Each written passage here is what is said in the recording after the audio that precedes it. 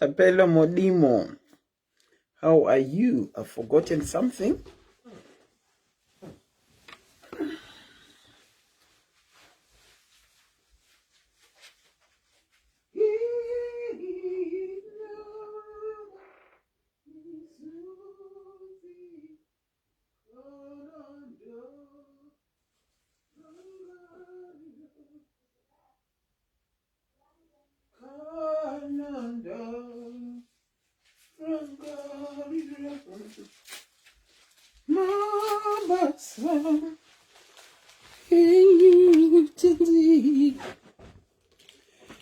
Hello guys, Masquera say my B maps, how are you? Ivan Mary Beauty Sitole. Ndeipi Belinda Wimbai Chauke ndeipi Joyce Makuyana. Really say Kevin Manli. Auntie Rags Moro Kevin wakadi Kelvin Jane Ngomo Masquera say Auntie Selina Masquera T Brotherson Arkushedzwa Revi Dokas urkushedzwa LC Piri Shikai Zvenyu Nokusibanda Sarah Longwe D Mai Tana. How are you? Joyce Murapa Queen Crunch. How are you? Wasquera say Queen Kumbako Square say Elizabeth Gwangwara. How are you? Blessing May Lord. How are you? Cleonyasha Precious Ndeipi Elizabeth Katsande Tadiwana Shea Tutsirai, are you from Chipinge? Diana, oh, thank you so much for the likes, guys. Jane Mateuro Ndeipi Ferry Nyax Elizabeth Gwangwara Mashu Story Lillian Wabata time kanasi Lillian Lillian Rosanzi ndabata time Rebecca Rukainga Gladys Pio Tsengi, how are you? Rumbi Mamoyo, Auntie Selina, very right.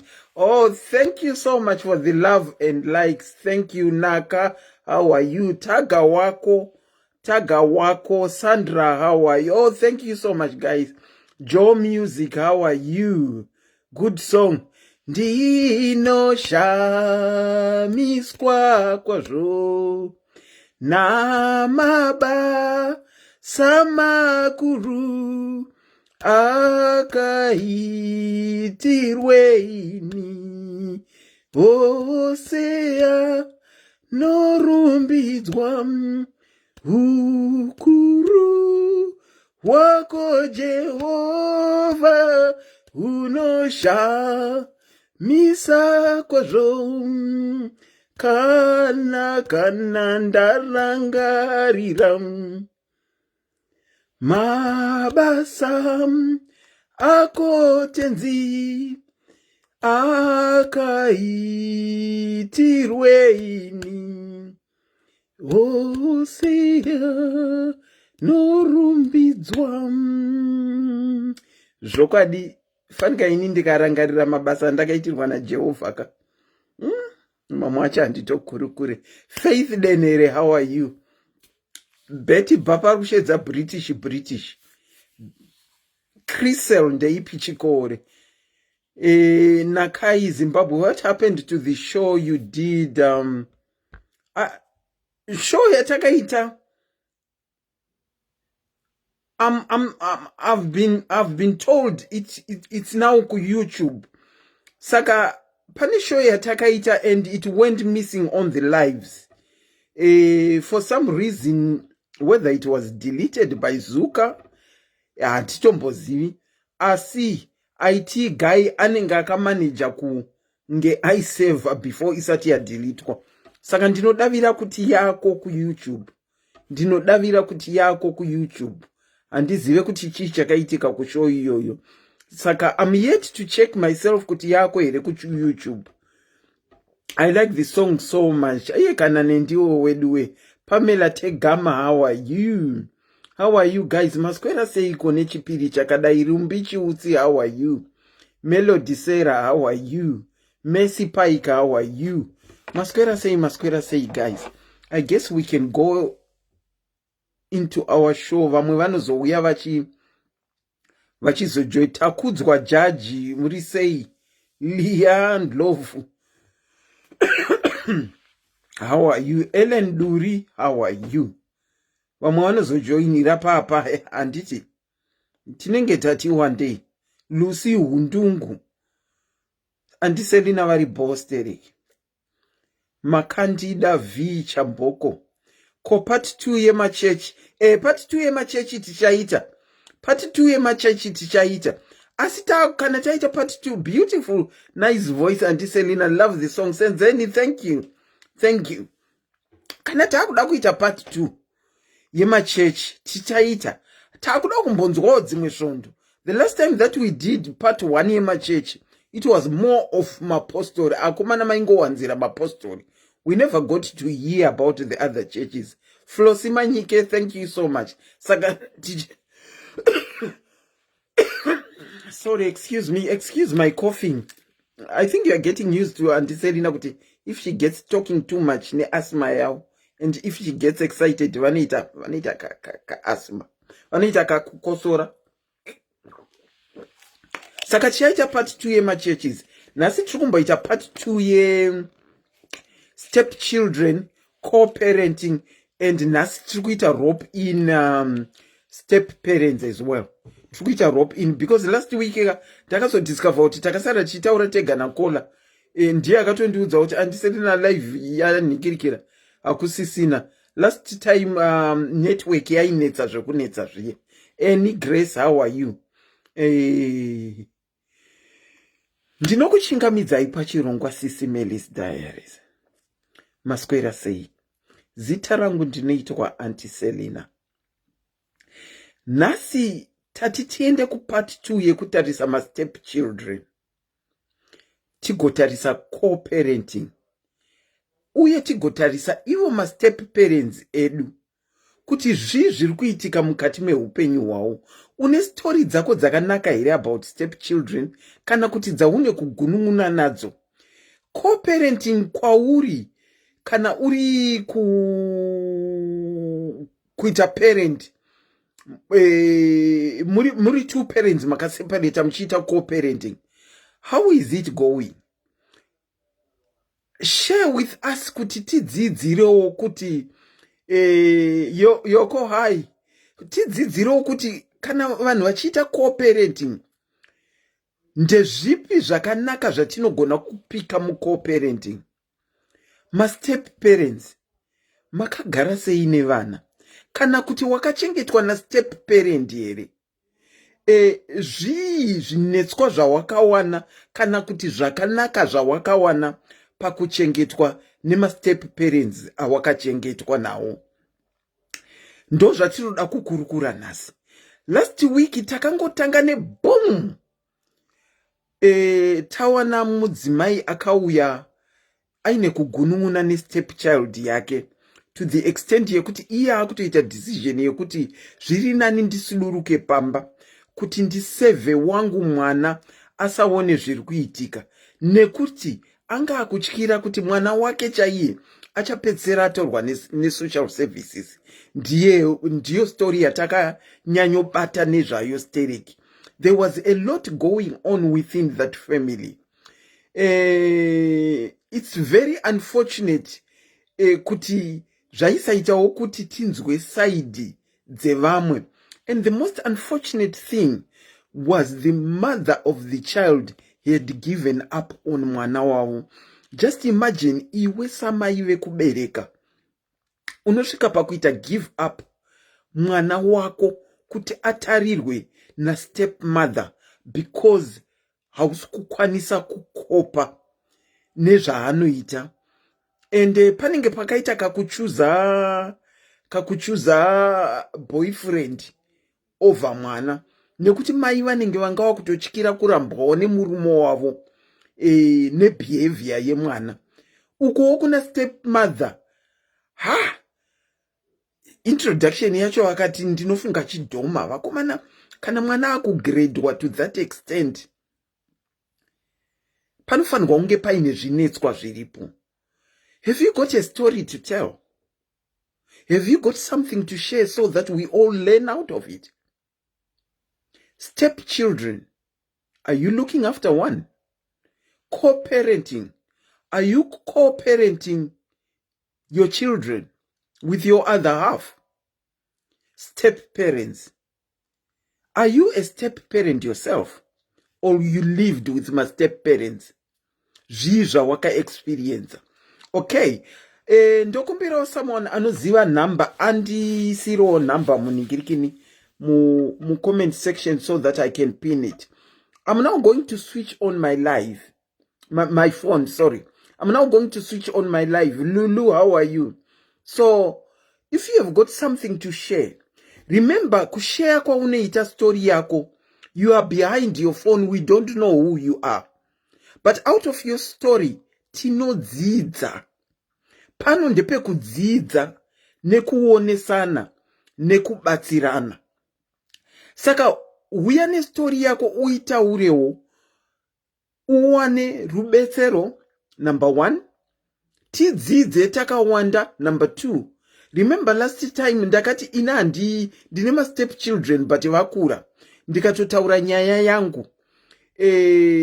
Ndikati handinyanyozive zvakawanda netopic iyi. I'm just facilitating kuti titaure story iyi. The phone is on. If you know the number and you want to share, please feel free to phone. Let me try and see if I can. I can't. I still can't. Unfortunately, I can't save the number from my own phone. Zuka akachinja my settings. Ndokumbirawo someone ane number. Or if I call it out and you type it, then I can pin it. It's 4477 48 33 0801. I repeat, 4477 48 33 0801. If someone could write for me in the comment section so that I can pin it, please. Ndokumbirawo, please. 4477 48. Yes, Esimuchingura, thank you so much.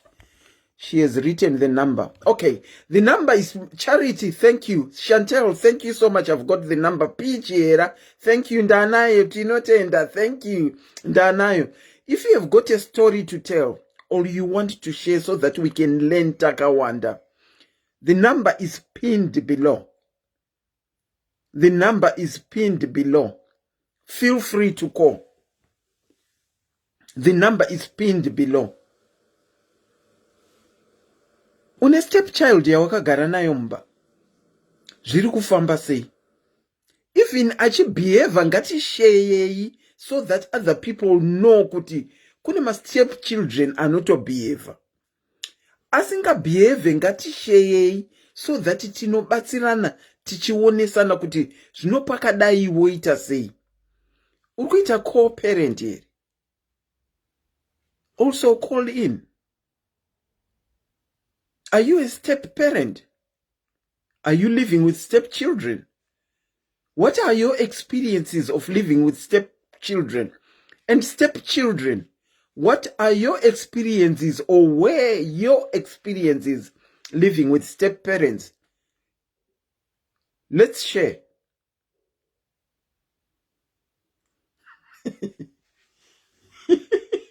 Do you want to say hi to the people? I'll say hello. Huh? Just say hello. Oh, Ningirikini, my Giribet is saying hello to you. They are saying hello back. Kana pasina to riveta kuma church. Kana pasina tinogona kudzokera kuma church. Even ndapina itinogona kudzokera kuma church. Okay, tinenge tina call up ana. Hello caller. Hello caller, tinokuchingamidza pachirongwa SIS MELLY's diary.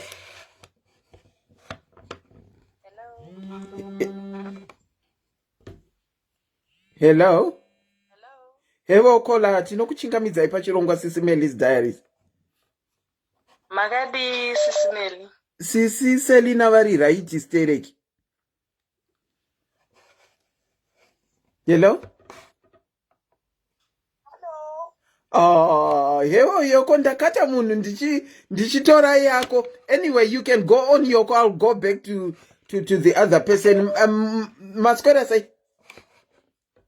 Okay, ndaswera hangu ndafunga kuti hapana inini vanhu vamwari handina sort of like kuchengetwa nestep parent asi ndaichengetwa nemunin'ina wamama wangu like kuti ndaigara kutafara nemunin'ina wamama wangu saka ndaigarako Monday to Friday but the way yandaigara nayo yanga yakaoma saka I will just make it quick mai vangu vanga variko vari vapenyu but apa ndaigara kutafara nenyaya yekuti chikoro okay ndigare ikoko ndichienda kuchikoro but the way I was living ndeyekuti waimuka makuseni wotsvaira mupanze woklina matoilets mashawa zvimawindow sills zviya kukwesha singi kudii vanga vasingade munhu anouya kuzokutora zviya zvataita tiri vana zvokuti mwana wekuku anouya achikutora kuti muzofambe kuenda kuchikoro mainini vangu vaibva vakuti pagedhi apo wapaona here pakanyorwa kunzi tafara hai 2 handi muri kuona I've experienced zvimwe zvinhu ndaifunga kuti she's abusing me but the way yandakararama mama Selina maini vangu vaiti munhu unokwesha mutoileti muchemba neruoko nechisagi cheorange chiya kwete zvako zvekuti hanziye pamba pedu paipenya vhuranda chinyi it was like an abuse zvazvokuti I couldn't have friends maini vangu asingade zviya takusekondari kuti utenge kaponzi munokaziva kamukaponzi kainzi ndinokaziva kaizorwa kumeso aka mainini vangu vanga vasingade vaiti unoenda kubasa kupi unoda ponzi ndakasvika form 4 ini ndichizora vaseline Q-tex ya ukazorwa nemumwe wokurodhi mulocation waiuya uchibvisiswa kunzi uda kuzohura zvinhu zvacho apa kuti uudze mama unenge uchitya kuti these are sisters, this is not a good thing, unogona kutadzisa vanhu kuita sei kuwirirana. I remember the other day ndakasiya vaseline yandisina kuivhara dzandaenda kuchikoro. She followed me, she had a car. Vavadhiraivha mota vamuka vaona vaseline isina kuvharwa vavanditera, so she used kuacta madrama. Saka wanga wangori munhu yokuti unozwa kudhara kubuda patv kwaishamisira kwaiita unge ameni. Saka vasvika manje pachikoro apa ndiri muclass kunzwa vanhu vari kuti mainini washai vawe. Pfungwa dzaitanga kumhanya kufungwa ndasiya ndaitei kumba. Ubva usvikobva wanoka padhoo reclass wobva vati medhemu kavanonga vachifarira kutaura nemunhu anobuda patv. Wobva watotanga kuita nyaya paya zvazvandauya kuzokumbira musikana wenga adzokere kumba. Mama Selina ndaimhanya kuita bara kudzokera kumba apa ndichifunga kuti chii chandasiya ndisina kuita. Dzimwe dzenguva pangu ndotopfurwa murodhi nemota ndichirova bara kufunga kuti chii ndosvika kumba kwekwe unzi wasiya usina kuvhara vaseline. Ndovhara vaseline mama Selina umhanya futi kuchikoro ndichimhanya. So ndakakura zvezvokuti I remember the other day gogo vabva kumusha vakasvika pakuti mwana uyu uri kumutrita so why uri kumudai apa kuti udze mama vangu ndaitya. But you know what, ndinozozvifunga hangu nhasi kuti it was like kunge vaindi abusa zvakanyanya because laini raindinzwira tsitsi but ndo zvinhu zvakaita kuti nhasi ndive zvandiri. I'm not lazy, ndiri munhu anozvishandira. Saka it was like abuse but it was like tough love. It was zvanga ndandisingazvinzwisisi. But abuse yange iripo because no normal person would make mumwe munhu kuti akweshe chemba chisagi chemaorenji chaiuzwa zvinhu zvakawanda asi kunzi kwesha mukati mechemba nechisagi chemaorenji chiya icho chiya chaitotengwa tikatenga mapotatoes vanhu zvisingaraswi zvotochengetwa zvotonzi ndezvokweshesa mutoileti muchemba. saka mama makazombovaudza here zvinhu izvi? Ezvinozvi ndo patinotongotaura iri nyaya ndichitovawanzira kuti dai unfortunately vakazoshaya mainini vangu so rest in peace.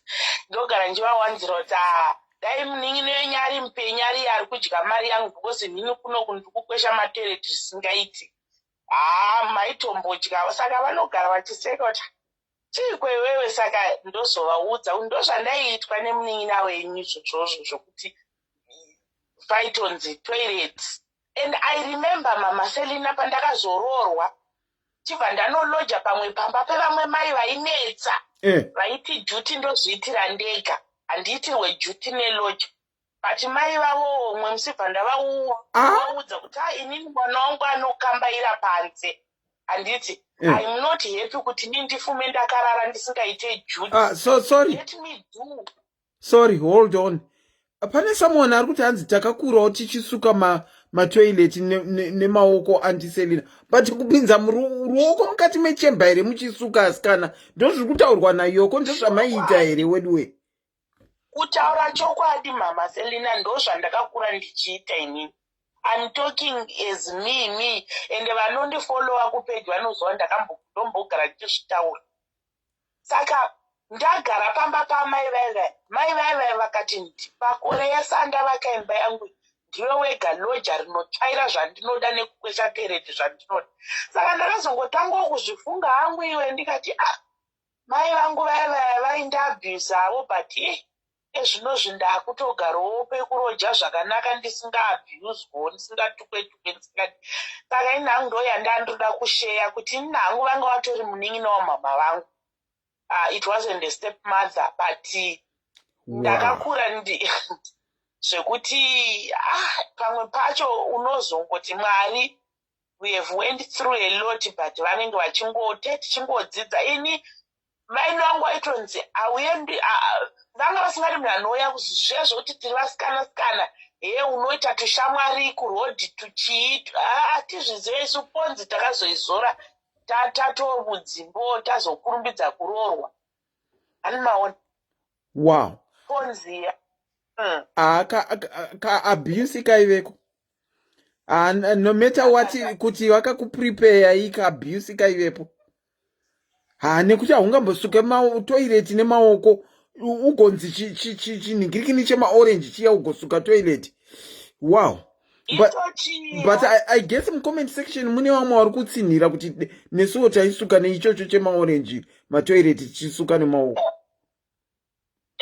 Icho chiya ko brasho racho ranga riri kwere muchigara kulocation rinenge handirangarire kumayadhi. Wow. Taitodaro mama Selina andi muri kutoona vamwe vachitonditsigira zveshuwa ndochataitokweshesa isu. Zvakangoma. Thank you so much for sharing your story, Yoko. Wow. Okay. Thank you. You too. Thank you. Wow. Zvakangoma namwari wangu. Haizi yekutora. Let me return mama calls ambenga apinda up.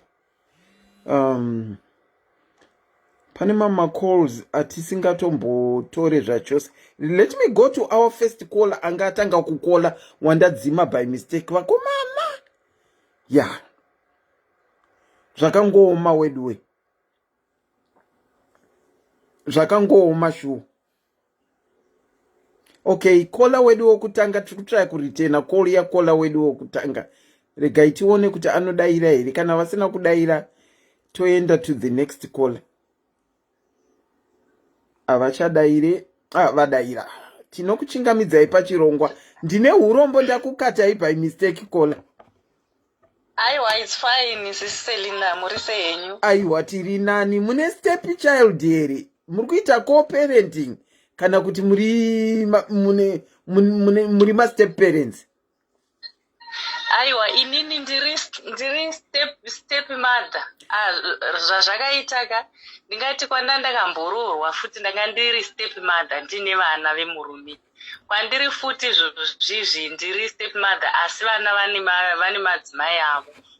Asi regai nditaure pane vandakagara navo kunyanya ve-first marriage. Okay, taura henyu. Ndakachengeta vana. Murume wangu inini aita zvemadhiraivha emabhazi. Saka papa akaoma. Saka pane mwana wokutanga akaita kunosiiwa pabasa ari muchechi. Pandangozoona vakuuya nabamunini vacho vakuti hatina kuti tingaenda nemwana. Ndikati aiwa mwana hana dambudziko. Chandisingadi kuona ndimai vacho pano mwana ngaauye zvake. Pandachengeta mwana. Ndakachengeta mwana uye andiselina. Anga ari 1. Anga ari 1 by that time. Akaunzwa aine makore mangani?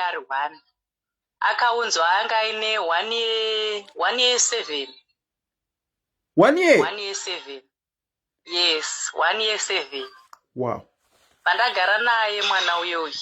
Ndagara naye kusvikira grade 3. Grade 3 kudaro. Murume wangu uyu anga akamboroora umwe mukadzi. Vasiri uyu mwana auunzwa uyu. Saka ini ndiri kuchengeta mwana uyu. Baba vabva vakunodzokera futi kuna mai vaive kutanga. Saka vachidzokera kuna mai vekutanga ndibva zvandirwadza ndikati inini saka ndinoita kungozochengeta vana here. Madi henyu maita sei matora vana vacho ndatambura nevangu chete. Right, mwana uyo akabva atorwa vaendeswa kuna mai guru vaya. Anogadzikwa kumusha kuna mai guru. Mai guru vaya she was so abusive nemwana iye. Saka zvadaro murume kwakuzoita kufonerwa unzi mwana wamakaunza uyu ari kushungurudzwa. Madi matora mwana. Apa mwana anga achitokurawo. Saka mainzwa unzi ari kushungurudzwa in what way? Aishungurudzwa namai guru in what way? Namai guru ainzi vachienda kuchikoro mai guru ava vana vavo ndo vaenda nemalanchi. Ndo vaenda nemalanchi uyu mwana uyuyu. Aenda asina chinhu mulanchi. Okay. Zvekuti kusvikira vanhu vafonera baba vomwana uyu vakati madi mazotora chii mwana uyu. Mwana uyu bva adzoswa futi kwandiri. Ndikagara naye. Zvakangozoitika zvakazongoitikawo ndikazosiyanawo nababa ava. Asi ndisati ndatozobvapo vana vemai guru vaya vanga vachizobva kumusha manje. Vauya ndakugara futi navo. Vangani? Navo zvakanaka vana ivavo. Vangani? Vanga vari 3 vasikana. 3 vasikana plus uyu mumwe uyu. 4. Ini ndanga ndine vangu 2. 1 wangu aitogara namai vangu kumusha. Saka 1 ndiye andanga ndinaye. Kureva kuti ndanga ndine 5. Saka zvadaro ndakagara navo vana vaya. Ndichimeka sure kuti vaenda kuchikoro here. Uyu paanga ari kuna mai guru pakuabhiswa kwaita ziso rake akaita inonzi tsanga iyi. Saka aita tsanga mwana uyu mai guru aya vanomboita keya nemwana uyu. Kusvikira tsanga ichingokura kukura kwaaita ndokura kwaaita chiziso riya richibuda panze. Saka ini paakadzoswa pamwana uyu ndikati ndogara sei nemwana akadai. Bva ndatora mwana uyu ndikaenda naye kuhospital. Ndakaenda naye kuhospital mwana uyu ndichinosvika zvikanzi ziso rake ratova beyond repair. Hapana imwe way makutotsvaga mari yekuti mwana uyu abviswe. Right, and before that abviswe ziso. Chakaita kuti abviswe ziso. Chimwe chakanyanya kuzondipusha kuti ndibve ndangoti regai ndichienda kuchipatara ka1. Mwana uyu akati rimwe zuva ndakagara bati mama tarisai munzeve mangu ungati mune chinhu chiri kufamba.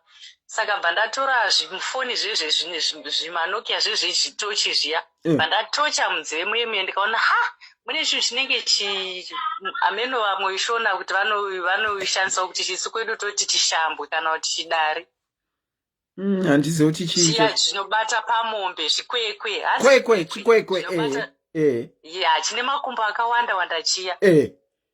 Saka aniselina ndakaedza kuchitodogora nechipeneti vacharamba.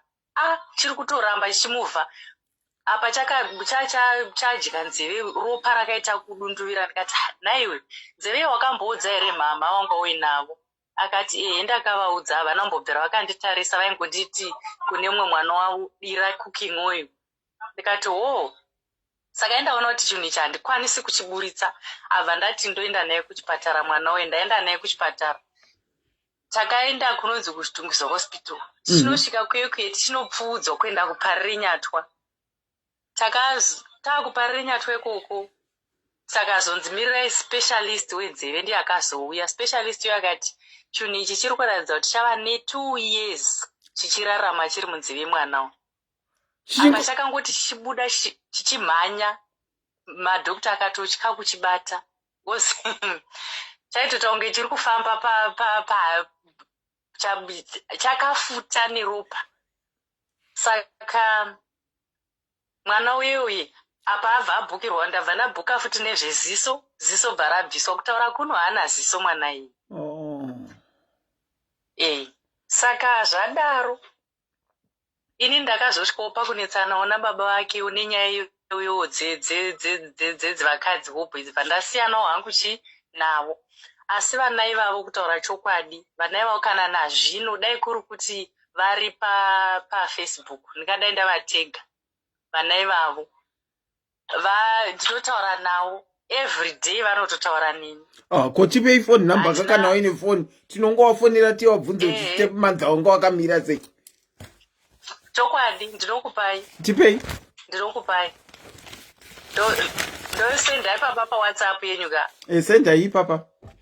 Anonzani wamuri kutipira number anonzani?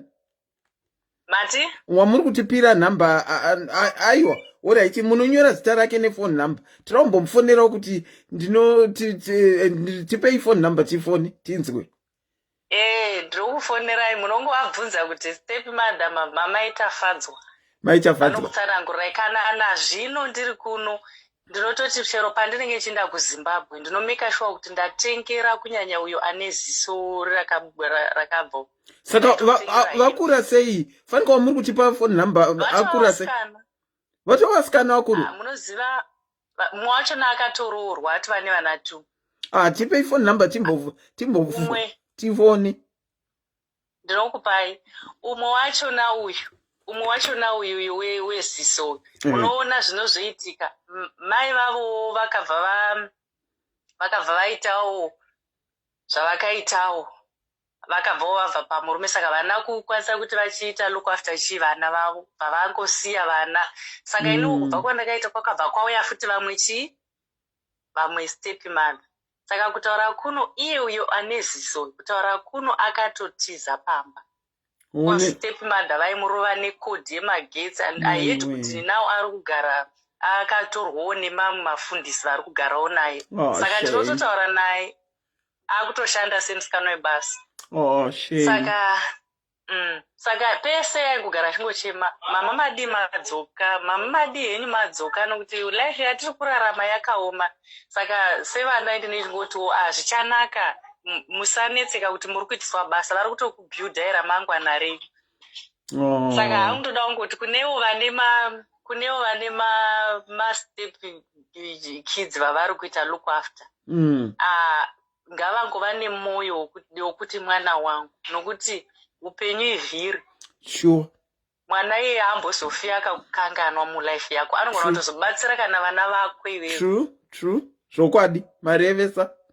Munorevesa. Saka kutongova nemwoyo wokuvasa amai, wokutongoti mwana wese mwana wangu. Zvisinei nekuti baba vacho vazoitira, indaitirwa zvairwadza, ndaitoitirwa zvekuti hapana. Munoziva kuti chinhu chinonzi huri rinotuka sei, Andiselina? Iwe uri mukadzi ari mumba uchitukwa nehuri kunzi huri, iwe uri muridzi wemurume unaye mumba. Saka zvinhu zvese izvo zvairwadza, but handasingariteni kuvana. Chandakangozviudza paupenyu hwangu, ndakazviudza kuti kana ndafunga kuita utsinye ndonangisa pana mai vacho, kwete pamwana. Noti pamwana. Mwana haana mhosva zveshuwa. Thank you so much for sharing. Kusendere nhamba dzavo. Alright. Tinotenda nekushare story yenyu. Makaita step parent ndombomirira ipapo timbotanga tanzwa kune musikana tikaita through. But thank you so much for being a good step mom. Thank you so much, Aunt Sally. Okay, take care. Sure. Bye. Tinokuchingamidzai pachirongwa SIS MELLY's Diaries. Step parenting, step children co-parenting. Muri papi apa? Makadi zvenyanti inini ndanga ndiri zvangu stepchild, and one of the people akakomborerwa matreatirwa ndakaitwa nastepmother vangu handitozivi kuti ndovatenda sei, because havasi vese vane mwoyo wakadaro. Okay. And looking back, zvimwe zvinhu zvandaifunga kuti kunetswa kana kuti kungurudzwa ndamunhu dai ndakuchizvitadza, ndopandoona kuti aiwazva ndandine pfungwa dziya dzouhwana zvekuti munhu ati mai vako unongoita kumwe attitude so semwana zvekuti unoziva kuti munhu uyu haasi mai vako. True. And then it's also normal kuti munhu ane mwana wake newewo mwana uripo panotoita tumwe differences tutoripo. True. And uchiri mwana mudiki hauzvioni, but wazokura ndo paunochitanga kuzvirealize. And also looking at it, ndakuona mafambiro aita baba vangu vaihura vedu. Mati baba vaita sei? Vaihura. Baba vaihura. Zviya zvekuunza mukadzi mumba mai vasipo. Isusu nehwana zviya zvekuti unobva kuti havasi mai vangu. Auya vakadzi vanenge vachitoziva kuti kune mwana ariko kusaidi, mwana weboyfriend, vachitouya mumba vachiita zvavaita. But ndaiziva zvangu kuti zviri wrong. But nekuti ndaive mwana nekufunga kuti ava stepmother, mwe nguva vanomboita ABC, vanombodai.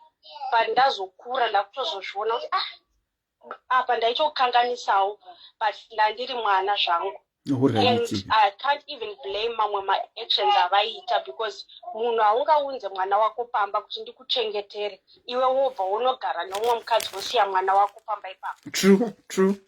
But I'm just grateful kuti vakakwanisa kundiendesa kuchikoro. Baba vakatomboenda kunogara negirlfriend kutadza kutoziva kuti mwana anobhadhirirwa school fees. Mukasara nastepmother. Stepmother vakamira kuti svika ndipedze form 6. Wow. Ndo vaibhadhara school fees, vaita zvese. Ivo vakagara nomwe mukadzi uku.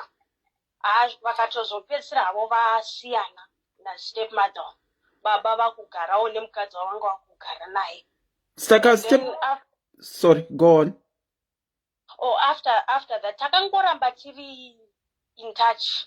Ndova ndinoti mai nanhasi.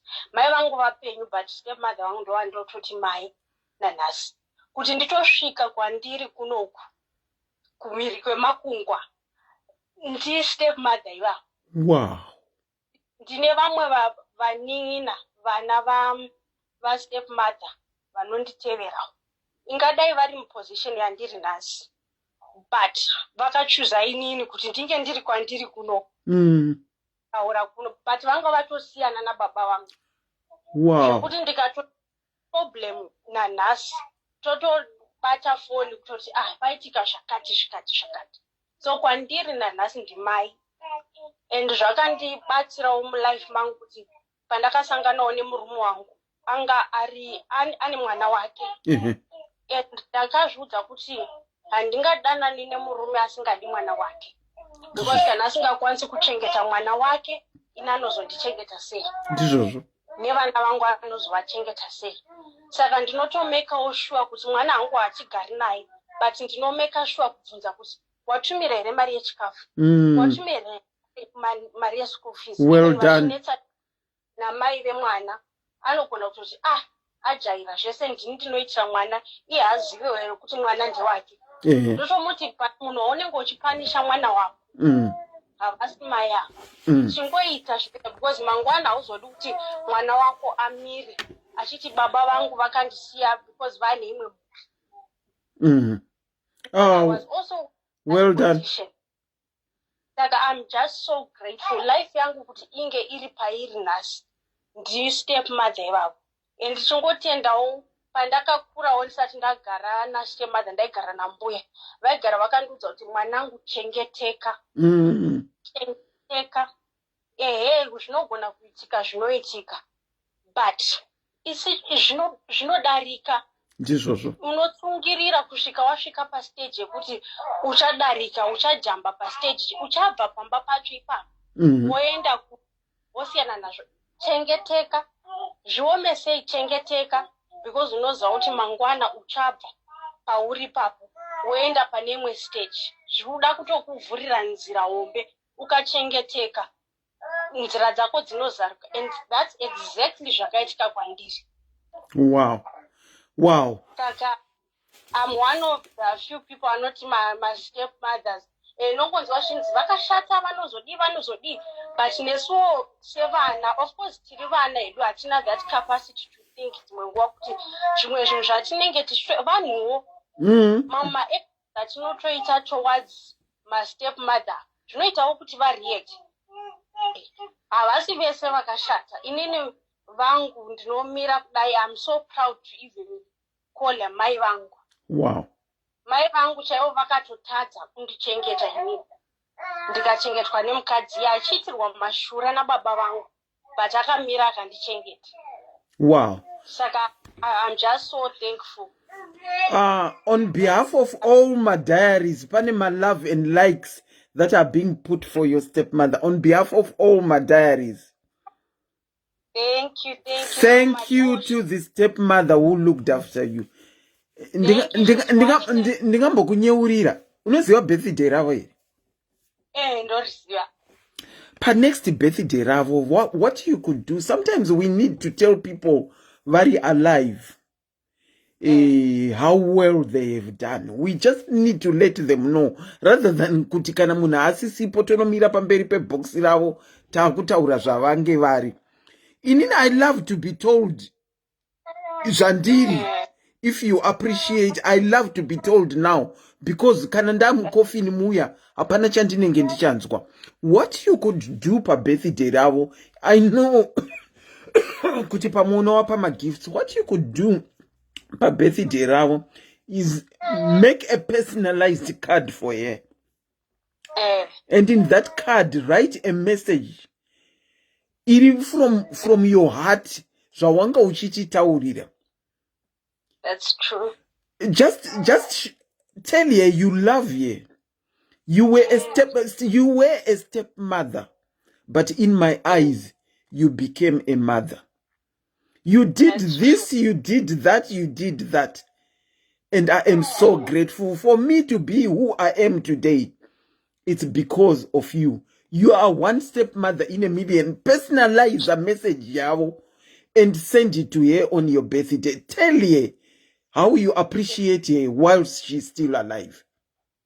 That's true, auntie. And ndikakudza kuti kubva zvandakauya muno munyika hapana kana musi one wavakasimudza foni kuti vanditi nditumidzirewo mari yechakati. Wow. Asi mai vangu vakandisiya ndiri mumanapkin. Vanotoita kutoti pese pavabata foni ndotonzwa hana kutorova. Nditumidzirewo zvemari yechakati. Ndoda mari yechakati. Vakazotondiziva ndakura ndamunhu mukuru. Ndopa ndakatotanga kutoitawo relationship navo. Asi relationship yangu navo ndeyemari. Chete. Wow. Thank you so much for sharing your story, Kola. Let your stepmom know kuti that is what you feel. Personalize a card for her, even with a picture of her on Nigirikini. We just need to appreciate mamwe madzimai, especially a stepmom. Vangadai vakange vachikupai Nigirikini time yemuhero chaiyo, even pakabva baba vachienda kunoita chihure, but step mom vakasara vakamira nemi vachitoona kuti maenda kuchikoro. So thank you to your step mom on behalf of all the diaries. Thank you so much. Thank you so much for the idea. Matondipai. Thank you so much. Ndatenda. Kana wavanyorerawoka wozotiudza kuti wakavanyorera. Aiwa ndichazokuudza ayani. All right, take care. Thank you, Papa. Thank you so much for sharing. After all, we are hearing not all stepmothers are bad stepmothers. Tabva mukunzwa story ye ningirikini ye one of our diaries arikuti stepmother vakandichengeta ndakatodzidza kusvika form 6. Baba vakabuda mumba vakaenda kuchihure, asi stepmother vakasara vachitibhadharira school fees. Anyway, kana uine stepmother vakadaika, let them know whilst they are still alive. Appreciate what they did for you. She says kuti aende kwaari ikoko, it was because of stepmother. Vangadai vakachuza vamwe vanhu, kana kuti vangadai vakachuza vana vavo kuti vaende, asi vakachuza iye. Saka munhu anongonidha kutendwa ari mupenyu nekuziviswa kuti akaita hake. Let me try and return my calls vamwe vanenge vachida kushare. Wow, who wouldn't want a stepmother like that?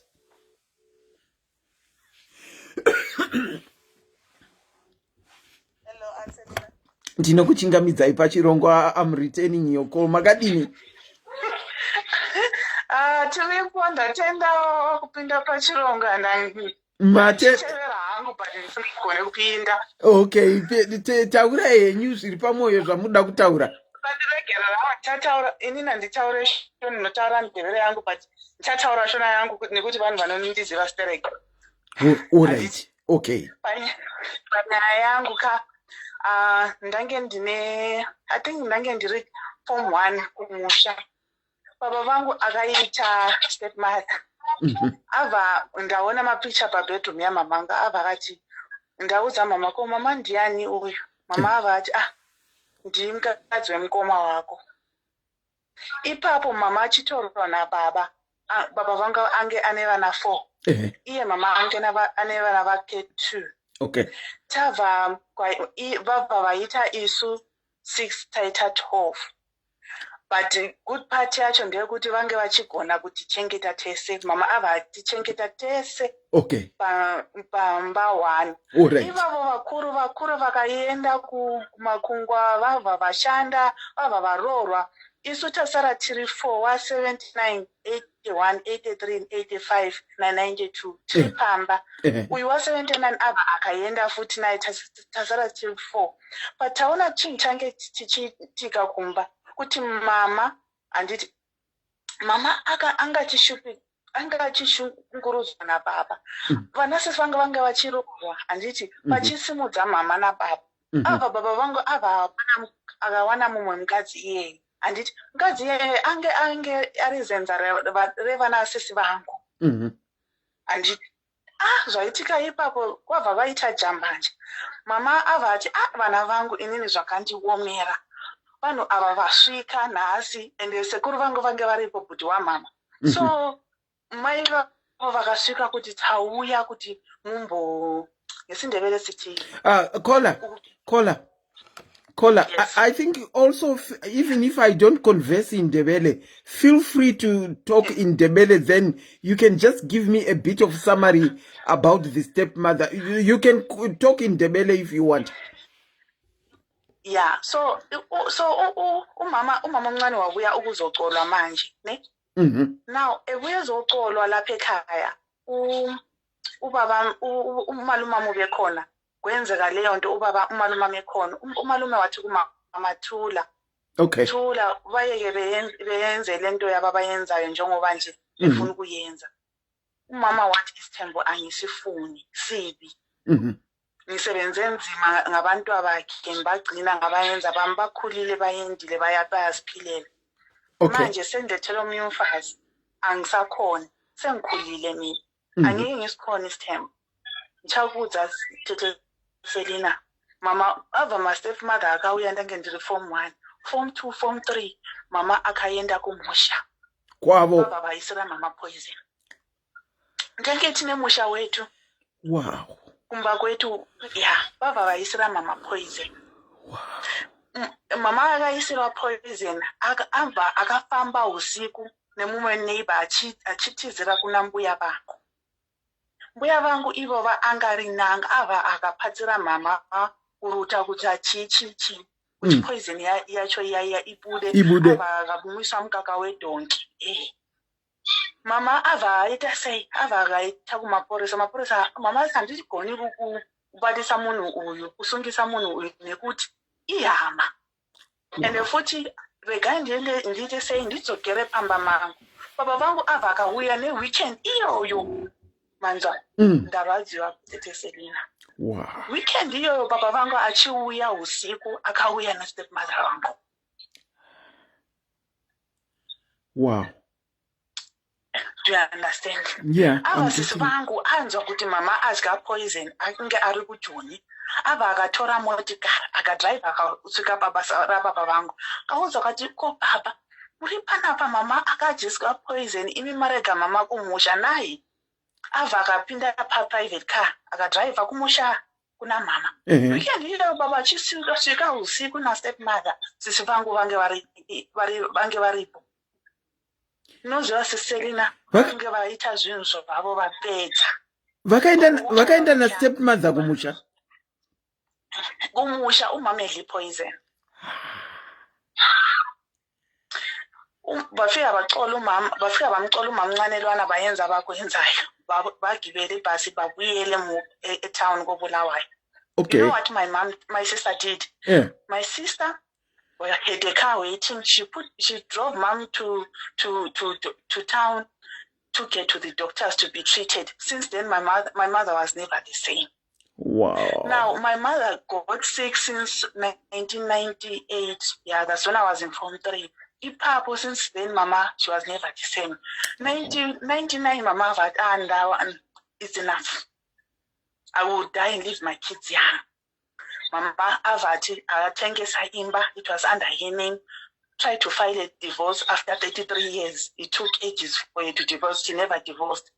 Then she bought another house and she stayed there. I was 16. My sister took me in and she took me back to school. That's why I'm here today. And then mama passed away. Stepmother akasara na babandit. Oh, sorry.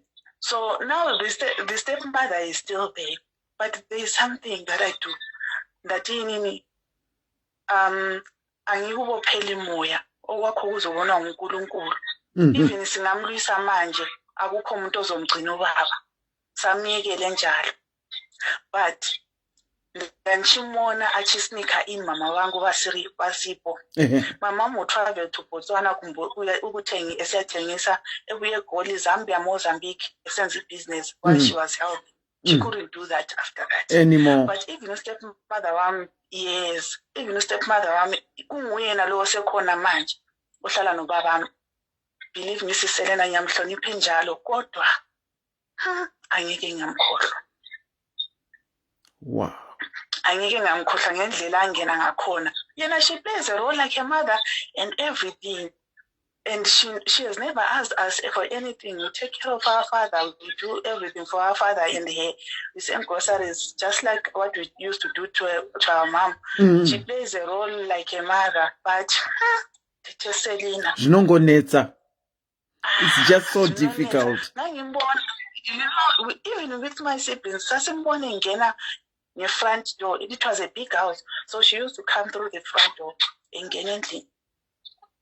Athi umama lo ubaba lo nabantwana 12 abakhulile abalingana laye sibindi bani ukuthi angene emzini omunye umfazi kanje. Even today I pray to God ukuthi uNkulunkulu ngicela ukuthi ngingabi ngustepmother ngoba lo ngaleyana ndlela engayibonayo no umama wami wacisha wafa. Though God wamthatha 2018 but she suffered from since 1998. So that's what I'm saying. Bakhona abo stepmother abalungileyo. Bakhona stepmother abangena ngezinye indlela.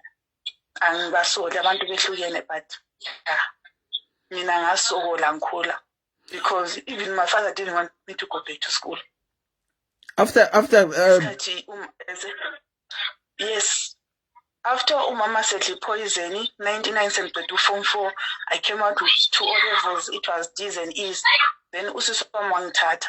Ngathi sengijothi sembuyele esikolo. When I visited home one day, he chased me out. Kuthi usubuyele esikolo usozomitha umntwana intombazana kanjani. And my mom said, I will hustle hard for my kids to go to school.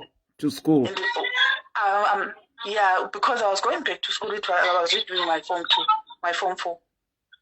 My mom said, go back to school. With your form 3, with your form 4, pass out. You'll be somebody by one day. Yeah. As I speak now, and the ripa means in Bondi no shand, and then I've mora agawezi rashe agabatira hage. Agandi komborela ne basa kana ne fendi yangu ndinayo hangu. Totenda. Nema ningina wedu tinoshanda tinotenda. Thank you to those stepmothers who play a full role of being mothers. Yeah. But if uchipinda uchiita stepmother usauraye mume mukadzika chisiya yari mpeni. Your stepmother, as you said, you know, aga wahlanganela lesihlobo on my paternal side. Akaita ushamari behind mama nedzimwe hama kuti vaite sei kumbouraya mama. Yes, stepmother wako iye anga ari girlfriend anditi baba anga achimuendesa achimonesa hama ipapo anditi hama dzange zichigamuchira zichimugamuchira so anga akasanganisa zvaasanganisa nehama iyoyo kuti isere mama kapoison kuti patinoziva kuti munhu akavisira tii papoison nemukaka haishandi. Inenge yadilutika mukaka unodiluta. Inodiluta ndizvo zvaitika kuna mama. Wow. Your mother went through. Your mother went. So is that relative still around? Wokutuma kuisa poison tea. Oh, she passed away as well. No, akashaika before. Yeah, she passed away before ma. Wow. Mama, but mama ava sangana naye. Ange ari mpotswana ava mudza kuti shamwari ipapo wakandisira poison yange iri weak.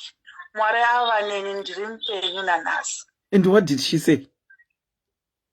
She said, sorry hako shamwari ine ndiyo ndandinsingazivi. Mama azi haiwa ndinokudzawo kuti hai inini ndiri mpenyu nondionawo ndinochengeta vana vangu. Zvauita akazivawo nekuti newewe uri mukadzi usadaro vamwe vanhu. So if what was going to happen if I could have died? What were you going to do? But my question is, what was your relative going to benefit out of your mother's death? You know what? Stepmother wangu abereki andizivi kuti nechishona she was barren. Oh yeah.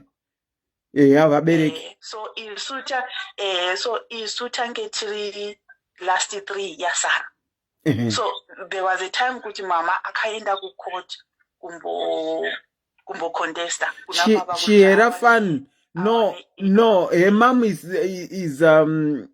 she's no longer around. Mama vake vakazoshaya. Okay, you can go on. So mama akaenda kumbowana custody ku court nekuti baba angachirwa kuti atore ini nevanengina vangu tu. Tange tiri under 18 mama avaramba ataiwa kana over my dead body andina mwana achachengetwa. You try to kill me nasi unondirisa kutora vana vangu say kana nchishupika nchashupika nevana vangu. And thanks to my sisters because everywhere they chipped in. Ndiripanapa nekuti vasisi vangu vanga vachisapota mama vachipatsira. That's why we managed also to come here. Okay. But imi After mom's death, makambogara na stepmom here? No, tange takura mama akashaika na 2018. So tiri pamusha petu ndine family yangu vaningina vane mafamilies avo. So stepmother ari paagara nababa pari tu. Oh.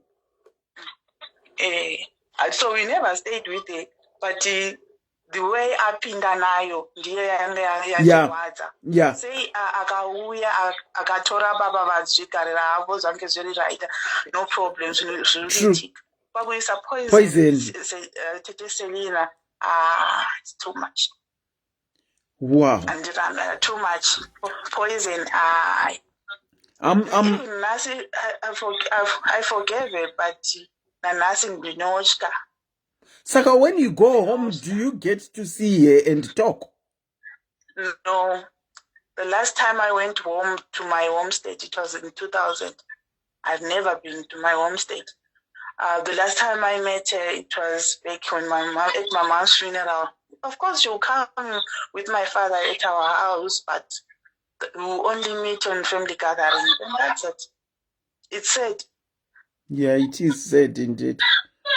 It is sad indeed. It is very sad because by all means, you keep that distance. True. Yeah, knowing what happened with your mom, you need to keep your distance. Yes, we just keep the distance, keep the relationship mutual.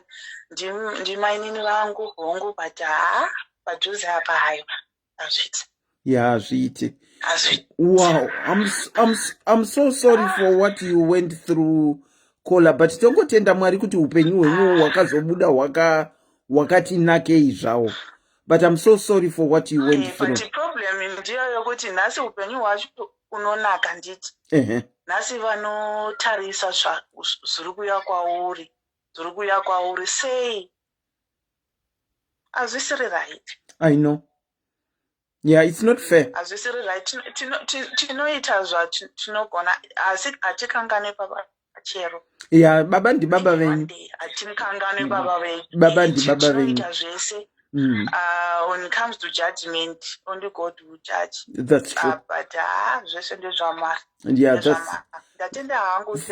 thank you so much for sharing your story. Okay, dear. Tatenda. Thank you.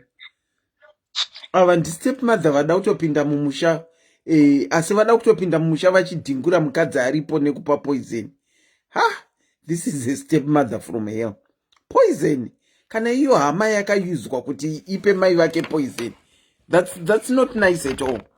Do we have to go to those extremes? What more than kana akamanija kuisira mai vevava poison? Aizokwanisa kugara nevana here? Ndomubvunzo uripo. Handifungini. Because Antone an evil mind already yekutopfudza munhu. Kana vana possibly aida kuvapfudza. Thank God kuti vakanga vapa age dzekunge vati kurei zvavo. Tototenda Mwari. Tinokuchingamidzai pachirongwa SIS MELLY's Diaries. Makadini? Ndiripo zvangu makadini Anselina. Tiripo hedu, taura henyu. The floor is yours. I just wanted to speak in the footsteps of apedzesa kutaura uyu. Nchangoti gaga just a few things. Okay. Isusu takashungurudzwa na stepmother but tisingagari naye. Zvakaitika ndechekuti my parents mundiregerere because it's something that I've never really spoken about, so ndogona which I a bit emotional. Take your time. If you need to stop, you can stop. We are here. Take your time. Okay. Vabereki vangu had a very, very close friend. Mai ava ndo vakatobatsira mai vangu kusununguka, ndakatosununguka mumba. So she was very, very close. Zvekuti angari shamari yange iri very zvese madetails ese upenyu hwese vaitoziva zvese zvaiitika in my mother and father's life. Saka mai ava vakaita ruchiva, vakambotanga vadanana nababa, vakaona kuti hazviite. Vakazotora mwana wavo ndiye akauya kumba kwedu kuzotibatsira. vauya kumba kwedu kuzotibatsira kudaro isusu tatisingazive kuti there was a plan that had been hatched kuti mwana uyu ndiye achaita sei achadanana baba. Vadanana kusvika stage yekuti baba vakazomubvisa kumba because kwakwane too many yakati chiko masquabbles. Mwana uyu anga akutoti zvazvokuti mwana aita zvakati worowa zvokurowa sengembwa yaita sei iye achinyepa zvake zviya zvokuti unenge uchiona kuti kwava nemadifferences mumhuri. Svika mai vangu abvunza kuti chii chanyanyonetsa mumba muno. Then my father ndopakazoti ndadana nemwana uyu chichi. Saka mai vangu ati chibuda ichi uende. Vabuda vaenda paya vakanomurendera kumwe. Isusu takatambura manje she was now fighting uya uchikumba kuzogara kumba kuti mai vangu vasuduruke vasuduruke iye aite seaite inherit the home. At some point baba vangu vakauya nedemo vachida kutema mai. It was so traumatizing. I was only 12 then, but it traumatized me so much zvokuti dzimwe makakatano anoitika pakati pevabereki unombofunga kuti asi nini ndindakonzeresa. You will not be understanding what is going on.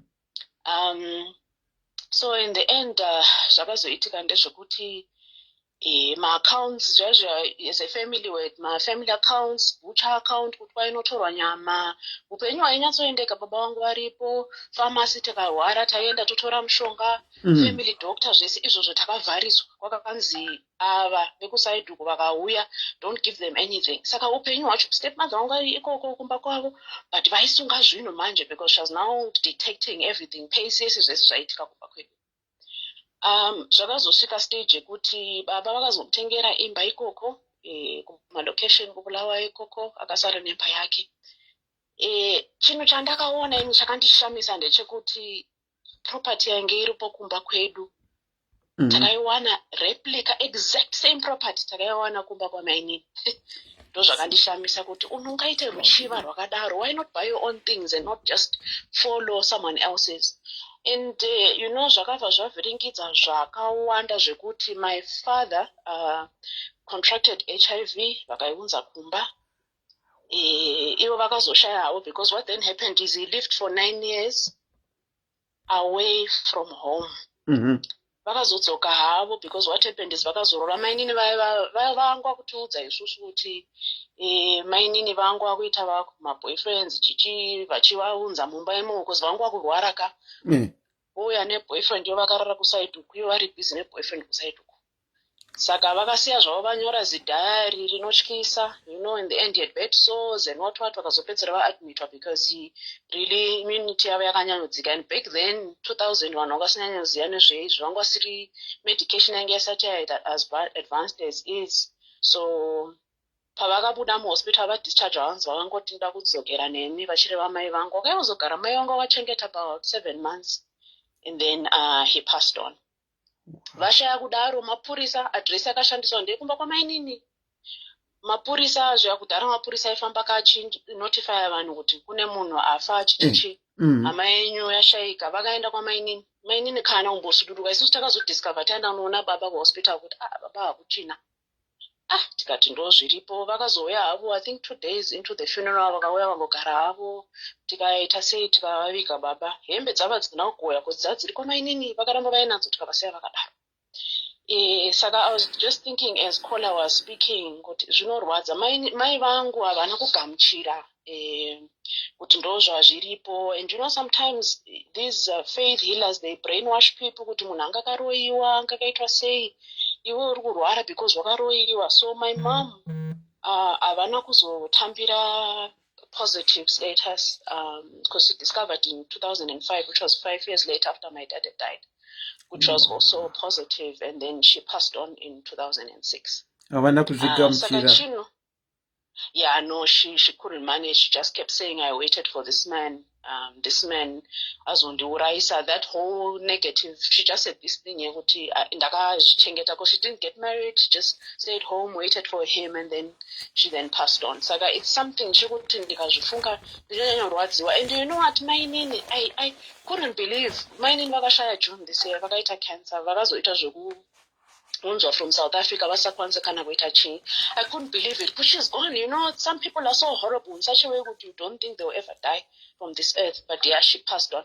But in chakakosha chandakadziza from this is vabereki vanenge vaita machoices avo semwana usapindira because zvinokuaffecta. It's their choice. True. So as a result, I managed to forgive my dad. Vaiuya because inda kugara kuno kuHarare, you'd come and visit, mwanangu tiperekedze kwachiremba chichichi, and ndainyatsoita nemoyo wakachena because I realized kuti it was his choice zvavakaita, although isusu zvakazotipinza patai, kuchikoro, unoshaya the basics. Fees maivangoibhadhara, mai was a teacher, everything, but there's only a few certain things that you can do ne-income, but vaizama zvese, ma-uniforms, we got everything. But you find kuti zvimwe zvinhu tata akuita zvezvo kuti maybe you eat nyama the week yavanenge vatambira, the other 3 weeks munongorarama nemavheja, even asina mafuta, but muchienda henyu kusviko, but muchinyatsoziva kuti life changed because someone akaita ruchiva, So I just thought I would just share kuti zvinhu izvi zvakaoma. Sometimes you might not have the stepmother vakagara mumba imomo, but vanokwanisa kusunga play vakagara kumba kwavanenge kwavari ikoko. And for me, kusunga play because ndo vane murume ndo vanetenge vachitodetecta kuti saka grocery riri kuenda uku nderakadi, ndo kusunga play kwacho ikoko. Ndokusunga play plus baba vanenge vari murudo havachaone zvinhu zvamaiguru izvi handizvozvo mainini ndo vakuita sei. Ende zvataura nakola kuti hama dzababa ndo dzainyanyofaita dziri on the side dzichiturudza mai vangu, siding with my mother, with my dad, sorry, vachiita zvese muroora munyuwani chichi kutomhanya kuita. Saka you can't even get, I remember at some point ndakarwara ndakaita 6 weeks ndiri muchipatara. The doctors didn't know what was wrong with me. These are the things that I think of as an adult. And I think sometimes maybe as adults we need to also get counseling because some of these things affect us even in our adult lives. We don't realize it. But pakaitika anything, unotochema kutanga kufunga zvinhu zvechi zvakaitika in your zvinotrigika because hazvina kudirwa nazvo. That's true. But kusaidu kwedu I love the fact kuti isusu takabudirira zvinhu zvedu zviri kufamba. The last born, she's now doing her PhD. Takabatsirana mai vakamusiya achangopedza high school, saka takabatsirana sevana vasara tikamudzidzisa. And the other thing is these things affect boy children. My brother, my one and only brother said, Baba, where were you when I needed you? Do you know kuti baba vadzoka kumba zviya zvekuti vangu vakurara musitting room because vangu vakurwara vachita tender to aitaura kuti imimi aivajamba baba vakatonditi mwanangu your brother panapa haasi kutaura neni anotoita zvekundijamba. And his reasoning was, where were you when I needed the most? You are coming now, hauchakwanisi kuita chinhu, you are coming now, So it's something with on the boy child, it affects vana zvisingatombo. Saka mai vangu vaitaura naye kuti mwana wangu dai waita make peace with your father vachiri vapenyu, because vati munhu mukuru akashaya aine pain yainawo right now, things will not work well for you. And he chose not to forgive him, and kutaura kuno he just went to South Africa. We don't even know where he is. He got this anger in him kuti baba wangu was not there, he didn't mentor me to be a man. Saka now akuya kuzondiudza auda kundituma kwamaini because vaimutuma kuti enda unotengera mainini chikafu uendese ikoko, havana chikafu ikoko. Zvonzi no, you're not here now, you want to send me, Saka he still has that bitterness, and it's part of those things. But mainini it's something else. But inini one advice I would give is the previous caller totaura kuti anifano kumbatira mwezo. Sure, you just let them, you just let God deal with it, because at the end of the day iwe ndo unofamba manje wakatakura burden yacho, uchifamba uchingorwadziwa uchingotadza kuprogressa muupenyu. But wangoreleasa kungoti you know what, that is their choice, Mwari itai kuda kwenyu. Because even when I had mine died, I relived that horror, ndakatoita zvekutema zvekuhwihwidza zvezve kuti I couldn't believe it because takanyanyotambudzika sevana. But I'm glad Murimedu, things are going well, I'm doing well, I've got my job, I've got my family, zvokufamba ndikubatsira kuriritira other family members, and Mwari vakandiitira zvakanaka. So I'm really grateful. Saka also ndoti mainini zvavakaita izvo zvakandidzidzisa kuti inini ndive munhu anochengeteka, as the previous caller said, iva munhu anochengeteka because hauzivi kwauchaenda. Saka iva munhu anochengeteka. Remember at some point we had to run away from our home ipapa baba pavakauya nedembo tikanogara kwana sekuru, zvinhu zvapresa takutya kuti mai vedu vairisi vanourayiwa, because vakamurova mai vangu vavarovera pasi pamabricks vakatobleeda tikaita police case saka isusu sevana were also now very scared. Saka it's one of those things that it's life lessons. They may not be pleasant, but it's life lessons that are shaping who I am right now. That's And true. ndikanzoma stories are similar, I'm able to strengthen someone kuti ita so. Saka ndangoti ndingoshare story yangu. I'm glad I managed to hold. And to the comment section, yes, I am Ndebele, I speak Shona, I'm proud to be an adopted Ndebele. Ngati you are all the same people. Chakakosha moyo wemono. Ndizozo, that is very true. Kona, thank you so much for calling. But however, I know we are talking about step children, co-parenting, and step parents. You've mentioned something about your brother. Have you tried looking for him in South Africa? Amuna kana malidze kuti ari kupi? We have no leads. We've tried all our best. We've put my photos on my groups. We've sent word out. Some of the people that were his friends, but it's been years. And the number yangu anayo, pakashaya mai akatofona because he didn't attend Mai's funeral. That's another thing. He didn't get to attend a funeral at Mai.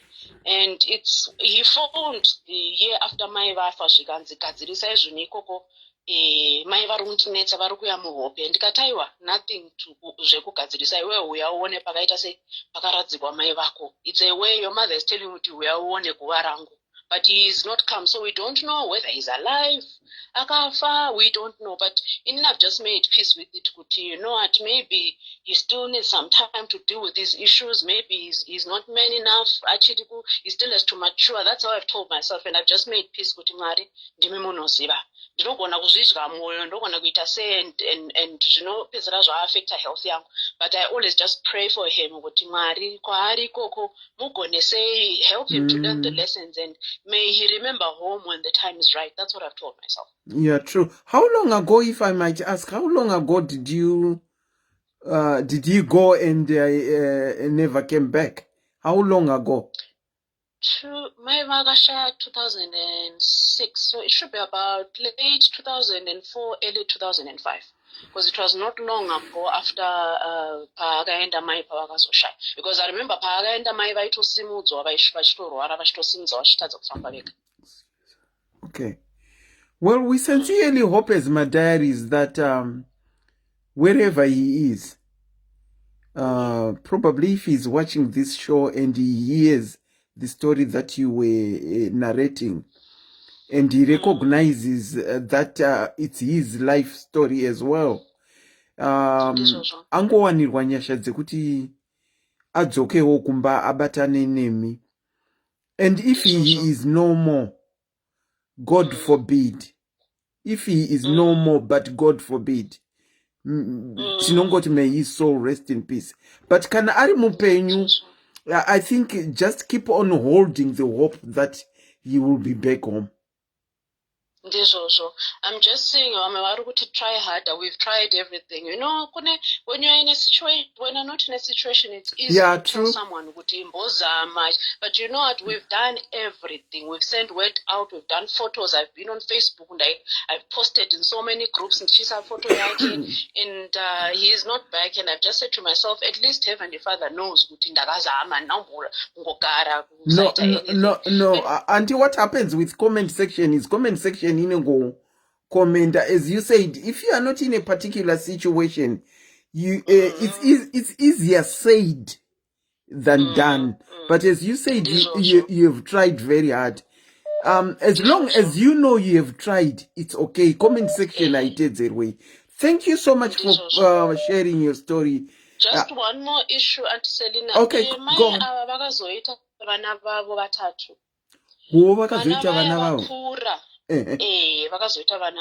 vavo vakura vakaedza kuti bata isusu tivabatane nesu semhuri, but nzira yavakashandisa nayo yange isina, vanga vasina kupiwa chokwadi namai vavo. Vakaudzwa kuti your mother was a bitter ex, ndo zvavakaudzwa, ende vaiuya zviya zvekurwisa zvekuda kutirwisa.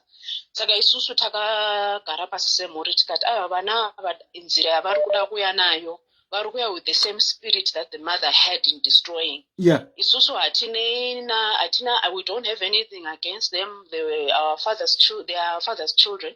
But kana vachiuya nenzira yekuda kuuya kuzotirwisa kuzotirwadza, because I remember when I saw all the comments about Beta X chindakatochema futi kuita senge mai vangu wafa nhasi. Zvakanyanya kundirwadza ndikafunga pain, because ndanda kufunga pain kudzokera back pain yandakafila mai vangu pavakafa. Saka takangoti sevana, it's okay, let's just leave it. We were hoping kuti mai vacho at least vaizovaudza chokwadi kuti inini ndikasvikoita se ndakasvikoputsa musha, but the way she put it kuti our mother was a bitter ex who didn't want to let go of our dad. Saka takangosiya akadaro, we don't hate them, we have nothing against them, but I think isusu for us we just said kuti life just has to go on. Ngavagare ikoko vakasiya vatengerwa imba ikoko, and court zvayakanakira yakavhati iwewe sara nemba yako, because mainini vayangu vakuda kuuya kuti imba yedu itengwe semanje paite kusheyana. Saka court yakati aiwa iwe wasara nemba yako ikoko kumalocation, it's a small house, ndo zvawakasarudza iwewe gara ikoko. Dai zvinhu zvava zviri zvakanaka, murume ari mupenyu, dai makasheyana mukaita zvese, but as you can see baba vakakusiya uri ikoko, gara ikoko, mai guruwo gara kuno kune vana vavo. Saka that's my last comment. Okay, but these children, even if your mom, okay, let's say your mom was a beta X, even my venue dai vanga vari beta X, ivo zvaivei navo, if they wanted siblingship with you, izvozvo zvaivei navo. Handiti vangadai vakangouya kuti weduwe baba vamwe chete, zvakaitikwa nemaparents isu hatizvipindiri. Saka tanga tati tiwadzane, but kutouya vachiti your mom was a beta X, what has that got to do with you? Imimi navo, both you are just children. That's true. Zvandambotaura zviya zvekuti as children we need to stay out of my affairs, my parents. There's some things we can get into, but then it becomes a bit difficult because muromo iwoyo wakachemedza vana vese, because all of us felt the pain that we felt. You know, saka takazombota, and also muupenyu moziya zvimwe zvinhu unenge wakutya, even shamari chaiyo kuti uite shamari unenge wakungotya kuti vakazondiitira zvakazoitwa mumhuri vabereki vedu, but people are not the same. Also, we should also not judge people because people are just different. But unenge une kame kakutya so kuti you know what, the thing that happened in my parents' home can easily happen to anyone. Yeah, because iyangeri shamari yemuhapwa chaiwo, vaitopinda vese muchechi, vaitotengerana zvinhu, vachitopemberera, vachiziva zvese zvinenge zvichiitika in each other's families, but maya vakazongoita godo rekupedzisira kuti regai ndite se ndive ndirini ndinopinda mumusha umu, vakatombodana nababa. Imagine vakatombodana nababa, mwana wavo akazopedzisira kudana nababa. So we can safely add kuti we ought to take our friendship with a pinch of salt as well. Venyu vakashamwari yamama yakapedzera yatora baba ikazopedzera yapereka mwana wayo kuna baba, vakatoroora vakaita vana vatatu. Saka thank you so much for calling, for sharing your story, caller. You are welcome, Auntie Selena. Thank you so much for the forum. We really value it. I'm a happy diary. Thank you so much for that feedback. I wish you all the best, and I wish you all the best in finding your brother. Thank you so much. Thank you so much. We appreciate that. Anyway, all right. Bye. Have a very good night. Thanks. Thank you. Bye. Wow. Zvinhu zvakangoti womei uye zvakangoti siyane uye nemisiyano yakasiyana. I'm now trying to call back makola that have been calling whilst we have been on live. Tinokuchingamidzai pachirongwa kola makadini? Hold on, nditsime live. Hello, hi Sister Lina. How are you? I'm fine. Inini zvangu personally, my experience, it wasn't kuti ndakarizwa stepmother or anything. My mom apparently was a stepmother. But vari stepmother kudaro vanga vasiri stepmother vekuti mukadzi uyu anga asisipo. I don't know the nitty-gritty details that happened. I was young, but all I know kuti mai vangu vakauya as a second wife, and I don't know kuti vanga varambana nababa vangu here or not. But anyway, it doesn't matter. But I think in that 5 years, baba vangu vakashaya. Then my sisters, my stepsisters from my dad's side, vaindivenga. They hated me with the passion, Selina. Even kana the first wife wababongo vaisandida, they didn't like me. Apparently, I was raised on my mom's side, so it didn't really affect me growing up. Then life went on. But after kushaya kwababongo, mai vangu vakaramba vachitumira grocery kuna gogo vangu vanova mai vababongo. Vachatumira grocery for a very long time until a time where my mom passed on. Mai vangu vashaya shoko rakaenda kumhuri kwana baba vangu kunzi listen muroora wenyu because mai vangu vanga vakaroorwa vakachacha. Okay.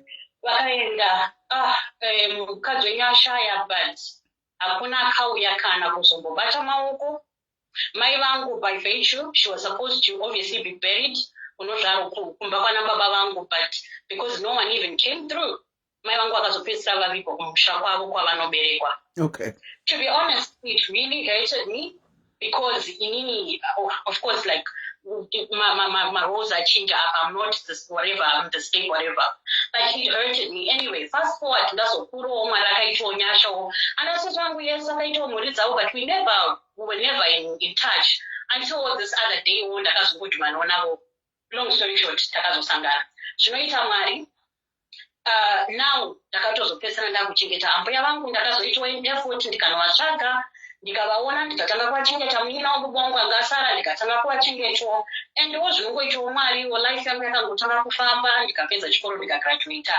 Now ndakuto not that kuti I help them but ndinotraiwo nepandinogona even kana kunamba munini vangu mbuya vangu vakazoshaya but ndanga ndaita all the formalities dzinoda kuitwa. So for me zvakandibata hangu. Of course I'm not a stepchild, or I am a stepchild, but ndinenge on the receiving end of which I felt like mai vangu ndo vaifanira kunge vakawana all this. Even I was just a child and I didn't know the nitty-gritty. So I felt kunge zvanga zvisiri fair zvakaitika kwandiri. Of course, but Mwari wane way yekuzongogadzirisawo zvino, I don't know. Yeah, zvinotinetsei kana ukaita stepchild kana kuti ukaenda namai kwavanenge vaenda kumumwe murume zvinotinetsei nekuti iwewe you don't belong there. Saka what do you mean I don't belong there? Ava ndibaba vangu ndiri kuuya ndiri not as a stepchild. Selina vauya vakaroorwa like a step, like kumasister kwangu. Inini mai vangu ndo step mother kumasisters angu. Inini ndiri mwana wababa namai ava. Does that make sense? Saka masisters ako awinawo vakuru kwaurika. Am I getting you? I'm not getting what you are saying. Oh my God. Okay. Inini handiti baba vangu vakaroora mai vangu. Mai vangu vangu vasati vandizvara. Ndobva vazvara inini. So inini ndine ma-step sisters but ndinopedzisira. Does that make sense? Ma-step sisters ari kusaidi kwa vana vababa vako here kana kuti vamai vako? Vana vababa vangu. Vana vababa vako, saka vakuru kwauri iwewe? Yes. Okay. Mai vangu ndo vakauya as a second wife. Okay. All right. Okay, I get you. Yes. So I got all the evil treatments. Well, not really evil, but anyway, like the tables were turned. They took out my frustrations out towards my mom. Okay. Yet I feel like I'm the wrong person because I'm just between their mother, my dad, and my mom. Okay, I get you now. Kutsama kwese kwevanava kuti baba vavo varoora kwanga kwakuuya especially kwauri wanga wazvarwa both parents dziripo. I do get you. Yeah. But I think that usually happens when it comes to baba remarrying, kuti kana paine vana varipo vanongoda kuita kaenga kavo, especially towards, because mai vako vaive munhu mukuru aikwanisa kuzvimiririra ega, saka vanongoda kuita kaenga kavo kunewe wanga usingakwanise kuzvidefend.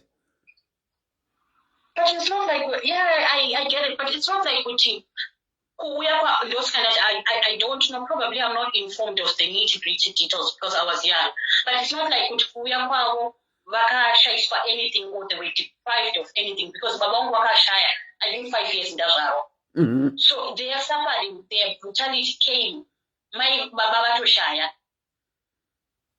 if that makes sense. Yeah, it does. I guess they couldn't do it when Dad was still alive. Kana vaiziva strictness ya baba vako. So they couldn't do it then. Probably that is why. But even though vakakura vane entitlement of everything, ndakakura ndichingetwa kumba kwamai vangu, kunoberekwa mai vangu, vakakura vachigara kumba kwababa vangu, like kumba kwavabereki vababa vangu vachigara pamba pana baba vangu. Everything they had zvinosuggesta kuti vave entitled. They were entitled to everything, which I was not. And I never got anything out of it, and I never took on that bitterness. Not that I wanted to. Oh, I had a better life than them.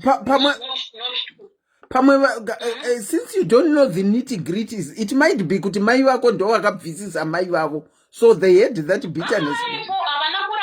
It was just, I think, I don't know, and words on the street. I don't think but I think my guru vakaramba kudivorced because vaidiwa ambuya vangu. But the marriage I had, it wasn't working. Like I said, I don't know. Okay. Wow. I think we can only speculate because we really don't know ivo chavairwa. Kuti I guess vairwira mai vavo. Kuti baba vatorire imwe mukadzi mai varipo. Sevana munongotsamawo kuti baba vatorire imwe mukadzi. They've got every right. They've got every right to send in a kutsama kuti baba matorire imwe mukadzi and channel it the anger to the right person. I would totally understand and say, I said I can do me. But I thought that it was just unfair, after all said and done, but anyway, I'm grateful because it turned out to be well, and not for but they have got a better life, and I think Saka mutaudzane. Oh no, we talk about effort here and there. But to be honest, I'm not bothered. To be honest, and stuff. But that he never expected. That's good. Once in a while, grocery, and there's no matter even the situation in which even kana mbuya vangu pandakazovabvunza pakaenda kunovaona vasati vashaya ndakavabvunza ndikati zvikanzi ndakazosvika 3 months after tikangoti but vandakangovatengerawo gumbeze tikangoitonyango which chaivangu vasina kumbobvira vakaitirwawo ndofunga one vangu vazukuru ndakangovatengerawo gumbeze nangu ndikaita my part family vangu ndikangovatengerawo sutu ndikangoti I've done my part. Yeah. Yeah, ndizvozvo zvevava vaita chirwirango chavo. We can't really say because we don't know what they were fighting for. Saka. But even now, they do it to me, Selina. Even young kind of they say family function. Sideline or like you get what I mean. Like kind of my functions except for number one. Decide like but like I said, have you tried asking them why they sideline you? Oh no, Selina. No, I choose to be the bigger person. Ungangonzwa why they do it since wakura wakukwanisa kuzvimiririra hapasisina threat iripo. Ungoti hey sis, ndinoona kuti kana tangosangana there is this that happens. You might want to explain what that all is about. We don't really meet much. Like right now, I'm still in Zimbabwe, so we don't really meet at all. We'll never meet more. Okay. But I mean, like then on those occasions we've met. But anyway, like I said, I feel it towards me. Even with the relationship right now. But remember, try how far would you say evil? They don't try, and also I don't try because those people they don't like me, and you would see it like they don't really like you. Saka mess both ways. You are prideful. No one wants to start the other. But sincerely, I didn't get the shinatanga, the shinoti, and I want to get a No, you do it in a calm and calculated way. You don't just say, when you're approaching a person, you don't just say go. unobvira kure, and you use your wisdom to approach a person. Even very three, my sister's 3, indiri 1. It doesn't matter. But then your but not relationships are more important than anything else you can say. You know, in the heat of the moment. So I would choose to refrain from the situation. To refrain from the situation. Well, if it's your choice to refrain from the situation, it's still okay. Yeah, it's still okay. Thank you so much for sharing your story, caller. Okay, thank you. Tatenda, bye. A very good night. Regai timbotraya kudzosera ma calls. Let me take this one. Do you understand?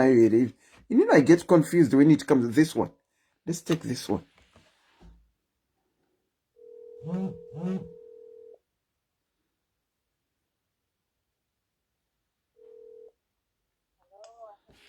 Tinokuchingamidzai pachirongwa makadiko na bhebhe anosmaila faniwe.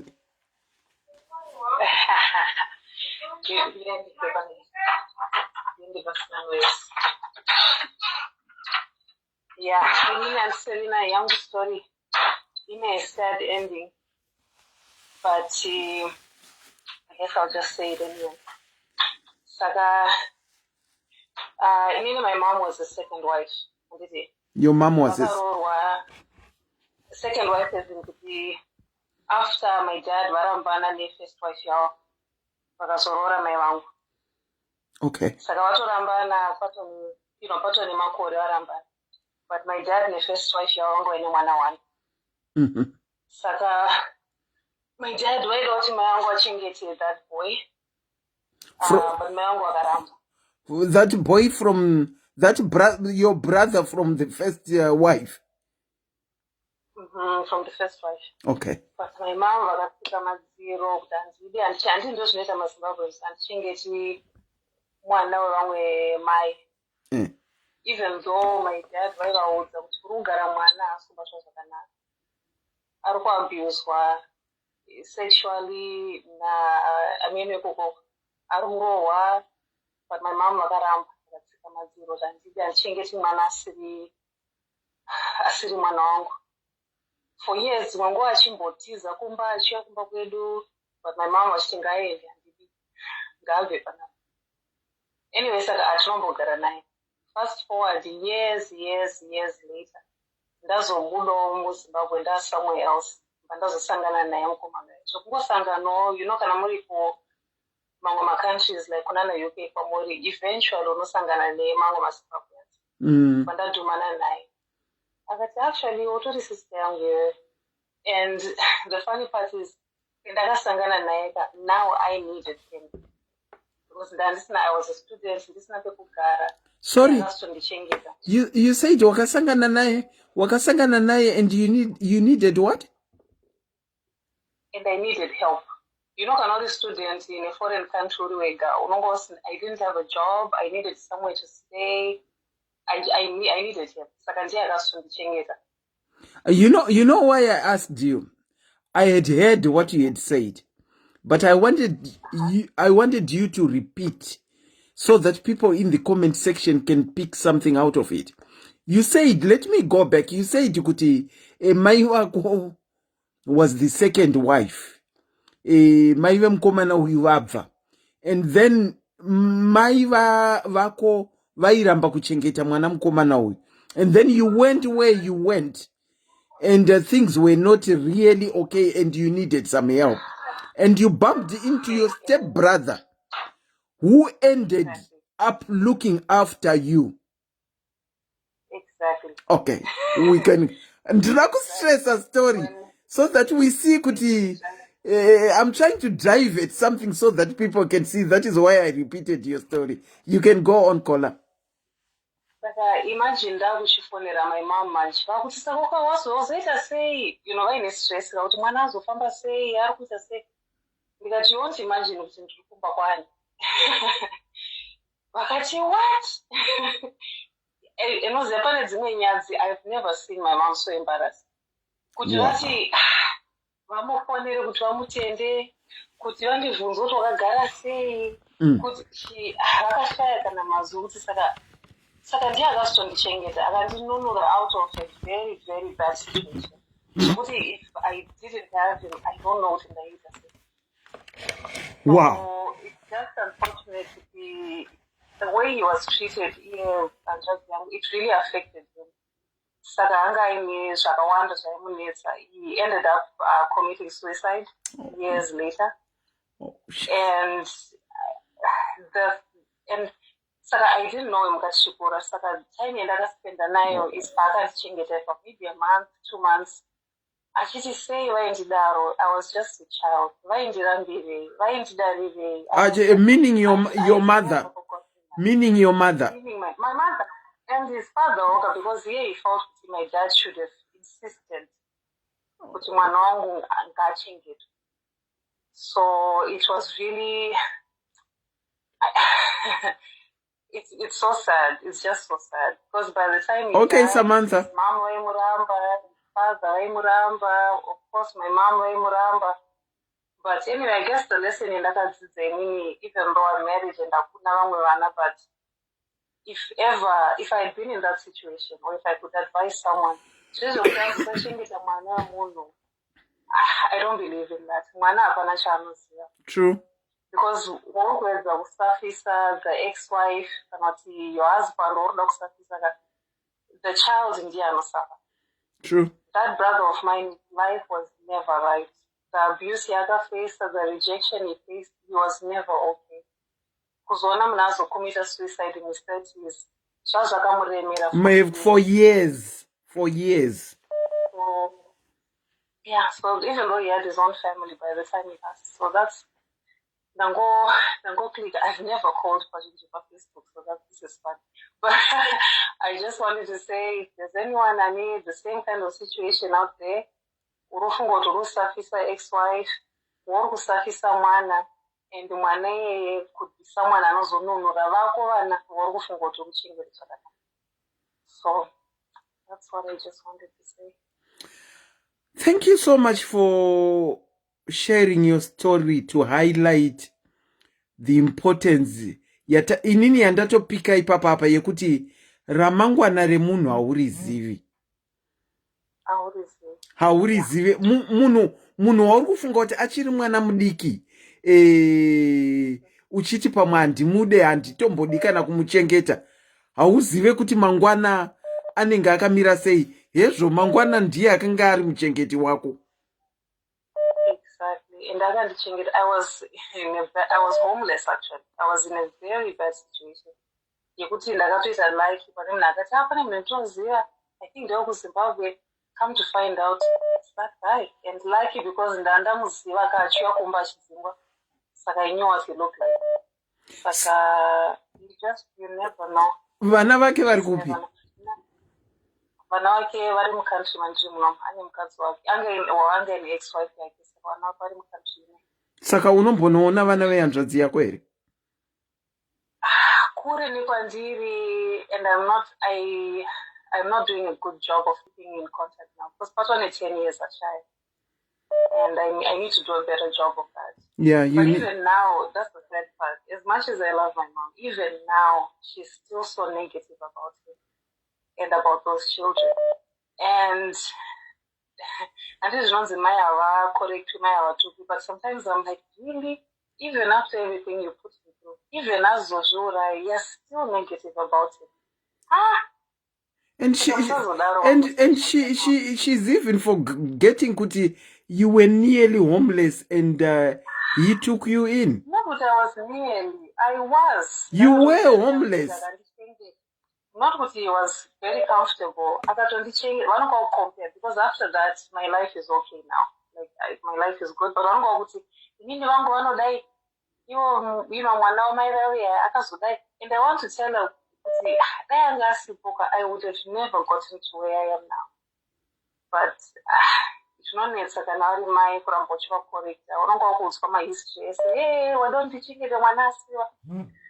So I end up just being quiet, but it's something Chagachandibata, and I wish I would go back in time and force her to take care of it. Or just show him some love. You don't have to take care of it.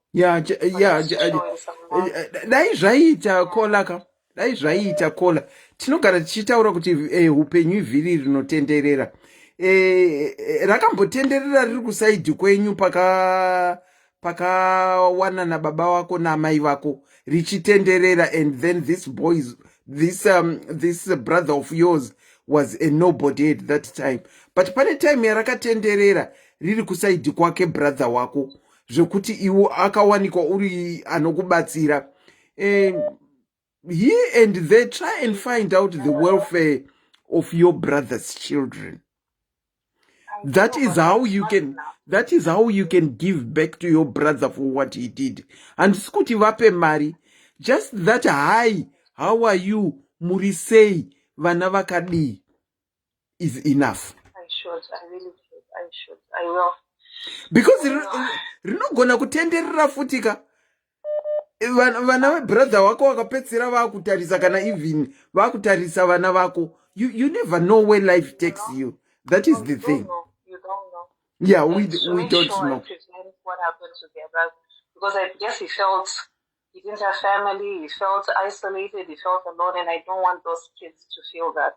Yeah. So I try and look for them. Hi, how are you, Murisei? Makadi, even if you don't get to see each other, just a courtesy video call to see your brother's children. Apana chaunova. Apana chindova, I have everything to gain. Yeah. Anyway, thank you so much for sharing your story. Yako inde kuti upenyu ivhiri rinotenderera. Stepkids could be your savior one day. Stepkids could be your savior one day. You said it yourself. That is very true. Thank you so much. All right. A very good night, a very good morning to you. I'm not sure what time it is there. Take care, caller. Morning. All right. Bye. Morning, a very good morning to you. Hezvo taona kuti my stepchildren can be a life savior. According to caller wedu apa. Akapedzera kuchengetwa na brother vake. Tinokuchingamidzai pachirongwa. Thank you, Andy. Ndanga ndiri kukuona inda ndiri kuuya kwamuri asi kana makadi zvenyu. Ndiri right, thank you. Nhasi pari kupisa hapasi kupindika zvekumhanya. Hapasi kupindika zvekumhanya. Tipirei tinzwe. Makamira sei?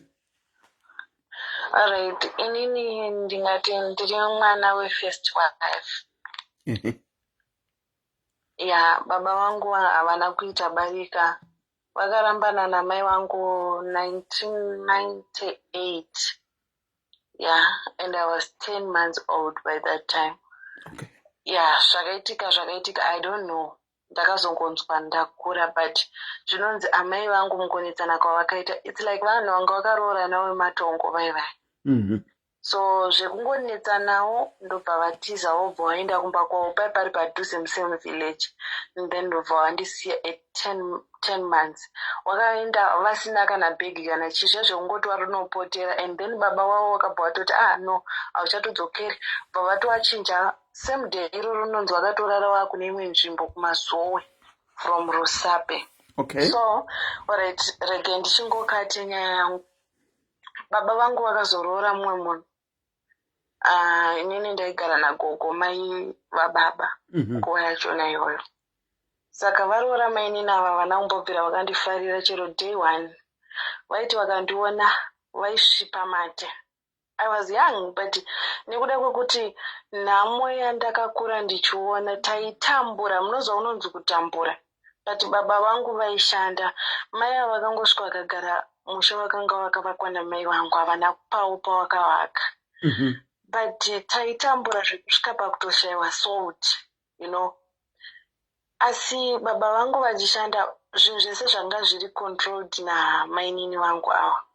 Okay. So nguva yakafamba zvinhu zvakadaro, vachiti kana vakandiona ndichifura, vaisvipa mate vondiudza kuti uzanguku mwana wehure iwe zvikazoti Vaidedza all the names zvavaifungidzira kuti apa ndanga ndiri mudiki. How do you remember how old you were then? Yes, I remember very well. I was very young, but unozwa kuti ndoda kukuudza chimwe chinhu andiselina. I was 5 years old, but ndichiri kuremember. Zvese zvaiitika kwandiri. Because ndakakurira munhamo. Memory yangu iri kudzoka because ndakakurira munhamo ndakatambudzika udiki hwangu. Shame. So ndiri kueji yakadaro vaiita zvavaiita. Sometimes ndombonzi nambuya manyaneso nekakapa akaunokumbire soti kwamainini. I remember the other day ndakabvutsurirwa kuroko vachisvikosimudza poto yange ine mvura kumusana kwangu uku. Dai ndanga ndine munhu ari padhuze neni ndaita vhidhiyo kumaona kumusana ndine vanga ari toperi rekupiswa nemvura namai vavo. Wakangoti bhutsurira uko nebhutsu vachinosimudza poto iri pamoto vachindidira mvura. Nguva yandakanosimuka ndichimhanya ndakangofunga kumhanya ndidzokera kuna mbuya wani kuna mbuya wangu because manga muri mumunda. Vangu wakangouya uchigara pakavaka mai vangu havana chavo chavakasvikoita ipapo. Vakatopinda mudzimba dzamai vako? Exactly. Okay.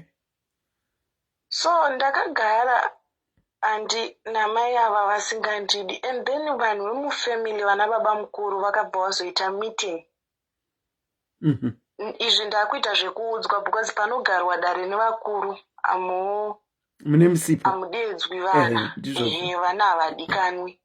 Saka vakanonzi vakazoita zvekugara dare. Mbuya vangu vakadedza vamwe vana vavo vakomana zvese nevasikana vavagadzika pasi vakati mwana uyu ndakamusirwa ari mwana mudiki, asi zvaakuitika panapa handichadi nangu, handichazvigoni.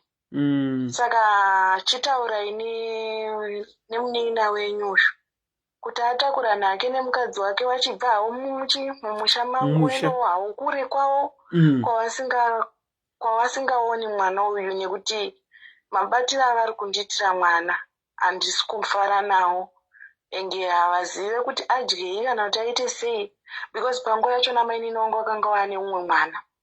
Enge ndoda kutaura kuti mai ava pavakauya vaine vana vavo 2 vavakaita vasati vagara pambapo. Vavo vekusaidi enge madifference fathers futi wavo vana vachona vari 2. Okay. So wazouya apa vakasvikoita 1 mwana aripo vana vavakaita vachisati vadzingwa mufamily vakasvikoita 1. Saka inini ndiri munhu wekuti ndakakura nambuya vangu kudaro ndichigara nambuya. Ndaive nemwana watete wangu wandaigara naye. Tete wangu wacho wanga wakashayika. So zvakazoitika ndizvoti mwana uyu wandaigara naye anga ari mudiki kwandiri akazoshayikawo.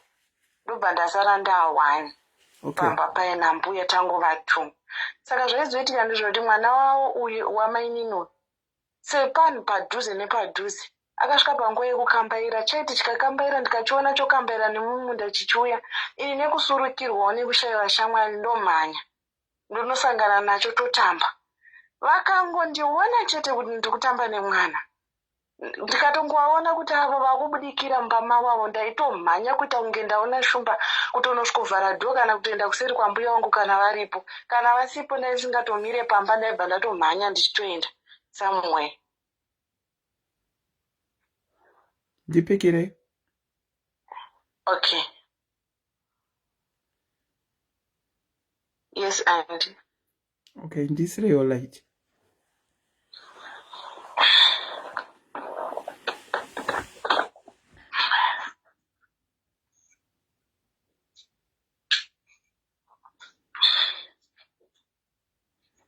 Okay.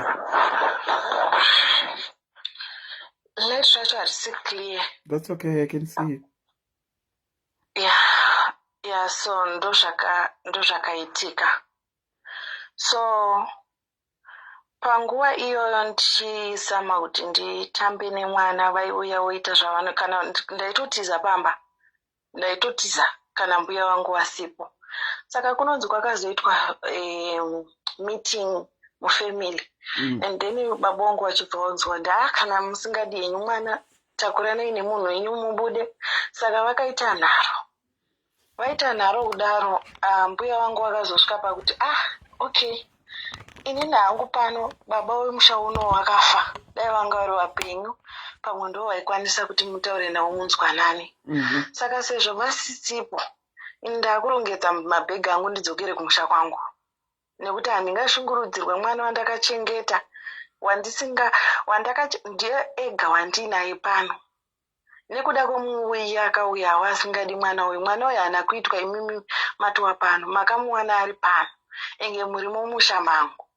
Saka nguva yakataura gogo izvozvo, vana vavo vakomana vakura ndobva vachiwana simba rekuti aivazve mai havangatize musha wavo nekuda kwemukadzi wako, chibva pano ndobva vavapusha. Baba vangu vakabuda vakanovaka kumusha kwemukadzi, ndokwavari, ndokwavanogara izvezvi. Kumashure kwangu kwakaberekwa kunonzi kune vana 7. Chiya chandaimbotamba nacho chiya chakura izvezvi, chakatopedza chikoro, chimusikana. Kumashure kwake kune vamwe 6 vakazozvarwako. Inini nevana ava hationani anti because vana vakakura vachifeedwa wrong information, handizive kuti ndakavatadzirei mai ava. Handina chandakavatadzira because ndakanga ndiri mudiki, zvekuti dai ndanga ndakakura pamwe waiti ndakatuka kana ndakachinjana mashoko navo, handina kana zuva 1. Saka zvadaro vaenda vanovakira ikoko, vakagara nemhuri yavo, vakaita mhuri yavo ikoko. Tingatongoti kudhuze nekwavakaenda kwachona ikoko ndokunoberekwa mbuya vangu inini mai vavo baba vangu, kwana sekuru wavo, kudhuze nekudhuze. Vakanovaka ikoko, vakanoita mhuri yavo, vakachata kuRoma, zvisina kana wehukama akauya kuzoatenda muchato wavo. Baba vako vakanochata? Baba vangu vakachata, vakazozvizwa kuti vakatochata. Hapana kana wehukama, chero mai vavo vakatenda muchato iwoyo. 2012 ndanga ndakuda kunyora form 4 ndakakumbira mai vangu because alright ndajamba pati yekuti handina kuzoramba ndichigara nambuya. Pane zvakazoitika, vamwewo tete vangu vachibva vazodzoka pamba, vamwe bamunini wangu vaishanda kwavaishanda vachibva vazodzoka pamba. Pane abuse yakaitika ipapo, ndobva ndatiza pamuri ipapo, ndobva ndatiza kwana mbuya, ndobva ndachinoenda kwamai vangu because mai vangu vakazoti kwako magrade 1 uko waipota vachimbonditora maholiday ndichienda ndichidzoka kwavaigara, ndichienda ndichidzoka. Abuse yaiitwa nani apa, wehukama here? Ehe, vehukama. Handizivi kana if I was mistaken kuti ndakafunga kuti ivo vanoti taisamuabuse but taimudzidzisa. Maidzidziswe chii? It's like pane zvinhu zvakanga zvisiri fair. Bamunini wangu wandiri kuti vakazodzoka pamba, vakadzoka vaine umwe mukadzi. Mukadzi uyu aive nemwana wake waakanga abvawo naye kwaakabvawo. Aitogara pamba ipapo pambuya ipapo. Saka zvaiitika ndezvekuti mwana uyu ainzi haanyepi, zvese zvaataura zvinonzi chokwadi. Aingoti kana tikatotamba kumaumbwoko tikatokonana ikoko bhatora tuchakaura ndoda kukunyepera kuna mama wangu kuti wati zvakati. Enge otouya otonovaudza, ndobatwa ndorohwa, ndairohwa ndakaiswa musoro pakati pemakumba nababa mudiki wangu. Saka zvadaro ndakarwadziwa like kana gore renzara riya 2008 or 7 pakanetsa nzara stereki pepa. Ndaitumwa kumvura. Waenda kumvura, handisi lina ndakagona kutakura ma5 liters emvura 2 aya ari 2 kuti chimwoku chigubhu at the age of 5 years. ndichifamba distance yakaita almost 400 meters kubva pamba uri mukata ndichibva kunochera mvura. I was okay with that because ndaigara nambuya vangu. I was fine. Ndaiita basa rekuenda muminda mevanhu ndinochera zvimagodobori zvemambaira zvezve zvimusinirwa zvemambaira dzaakubuda dziya dziya. Tichiuya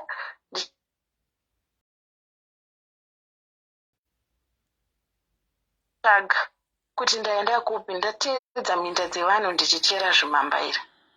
Wozondibvunza ko wanga waendepi, ndototi ndawere zvimambaira izvi ngatibikei, ndotokushidzira zvimoto totobika totodya.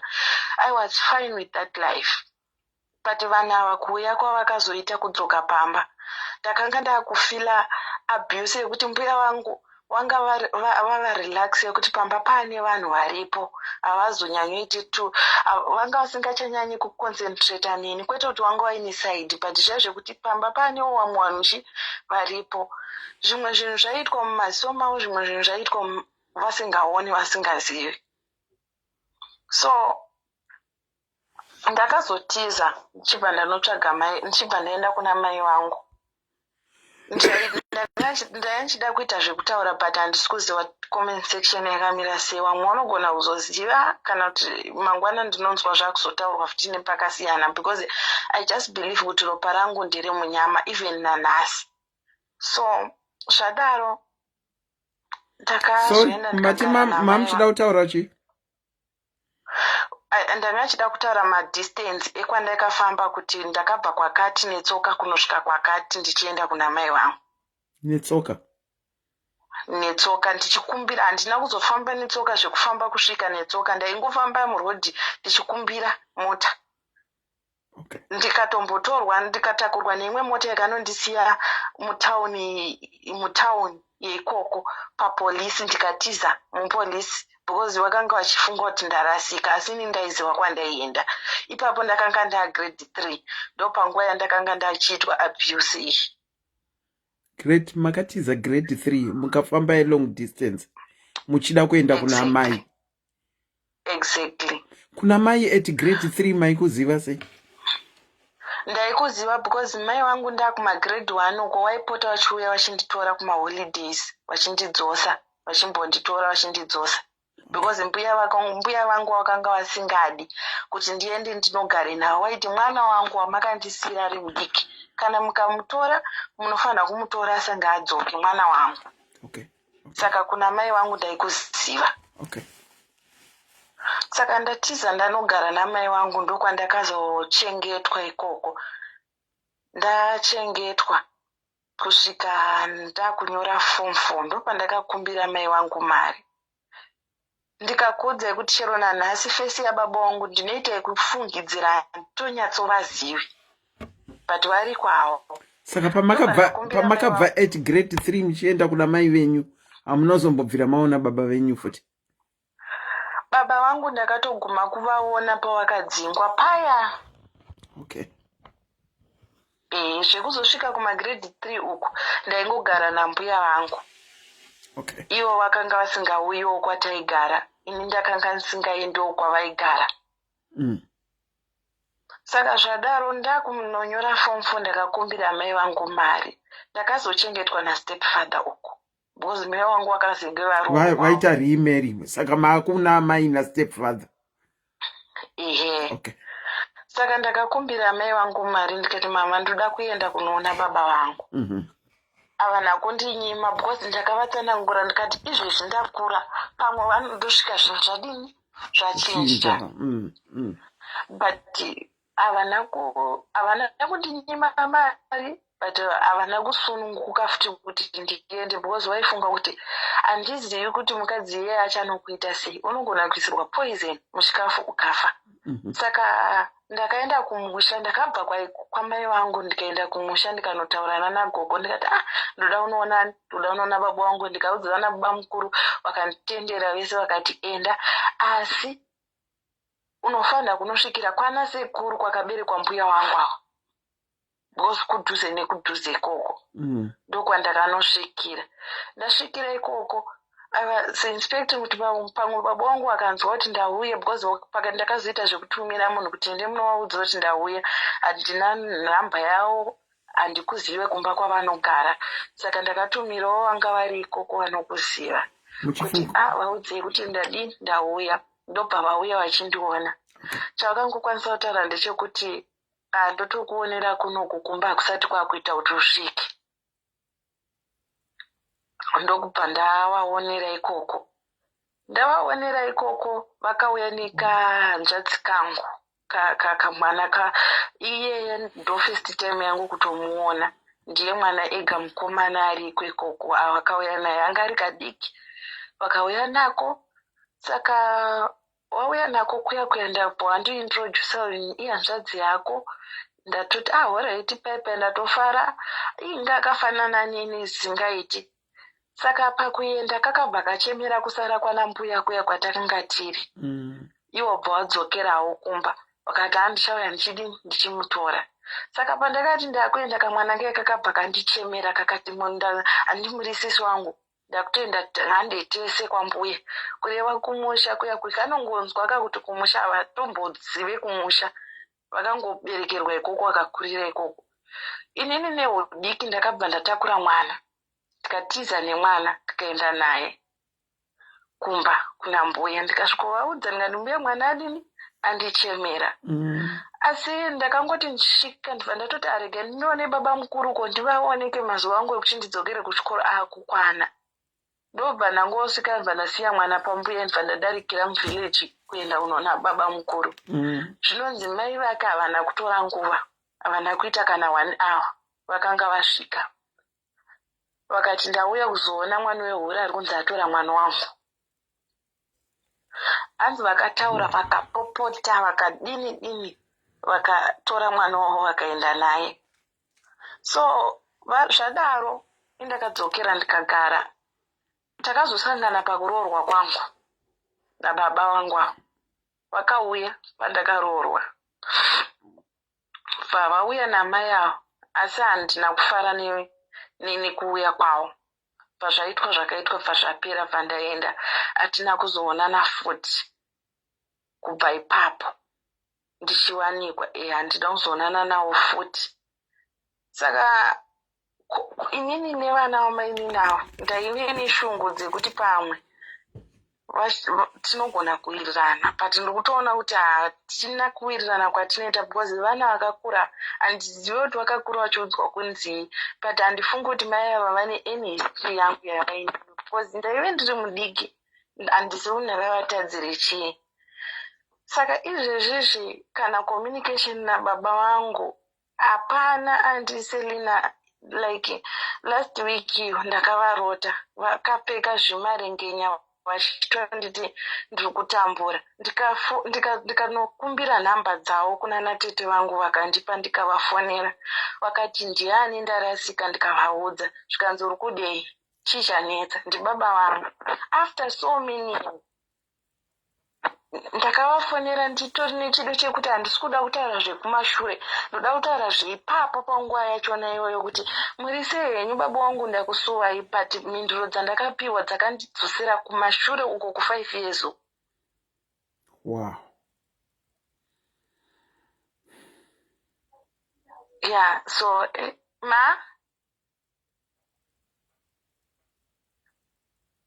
okay, the TV is off. I'm on the video call. Yeah. Muri pabasa? No. So, ndo zvakaitika. Saka you're longing to see your father.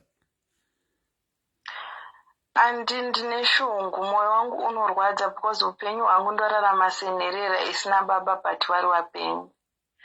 I've got many things zvandinodawo kuvaitira sababa vangu, kuvatengerawo, kuvapawo, but handina zvandokwanisa kuita because kana naivo wachona havandicheuka, havandide. Saka ndinorwadziwa and kuvaona ndinenge ndichida but ndotangira papi, ndosvika sei, ivo ndiwo baba ndavafonera vandiudza kuti uri kudei. Pane this time pane the other time yandakati baba inini upenyu hwangu ka uri kundiremera handisi kunzwisisa zviri kuitika. I think mukambofambawo neni togona kubatsirana, mugona kundibetsera, taingotaura pafoni. Vakandiudza kuti kana uine zvaunenge uchida unoenda kuna nababa mukuru wako, not kwandiri. Vakaramba chero kunditoresa birth certificate. Birth certificate zvangu inini rinodeedza baba mukuru wangu. Ndo vane enge zvinoitika mufamily medu tine 2 masurnames. Asi tiri semufamily iyoyo ine 2 masurnames. Baba vangu inini vanonzi vakazotoreswa birth nababa munyini wavo after baba vavo vashaika. Saka vari kushandisa imwe surname. Inini ndakutoshandisa surname iri kushandiswa nababa mukuru zvekuti chero nhasi ndikanzi ndafa baba vangu havanditori mumochari because masurname edu akasiyana. Wow. Saka ndine chido. Inini ndinorwadziwa andi because ndiri kutsva kudumbu zvese nekumusana. Kuna baba vangu vakandichengeta, stepfather. Stepfather wangu is so jealous. How was your relationship with your stepfather? Inini ndichiona relationship yangu na stepfather wangu, it was good. Vaingondida sevamwe vana because mai vangu vakasvikawo baba ava vaine vavo vana vavo 2. Enge vakangowagamuchira vakavatora sevana. Umwe wachona ndakangosiyana naye negore, ndiri muhombe negore musikana. But pahembe taisasiyaniswa, taita kunge matwins because vasikana takatongokura takatongoenzana.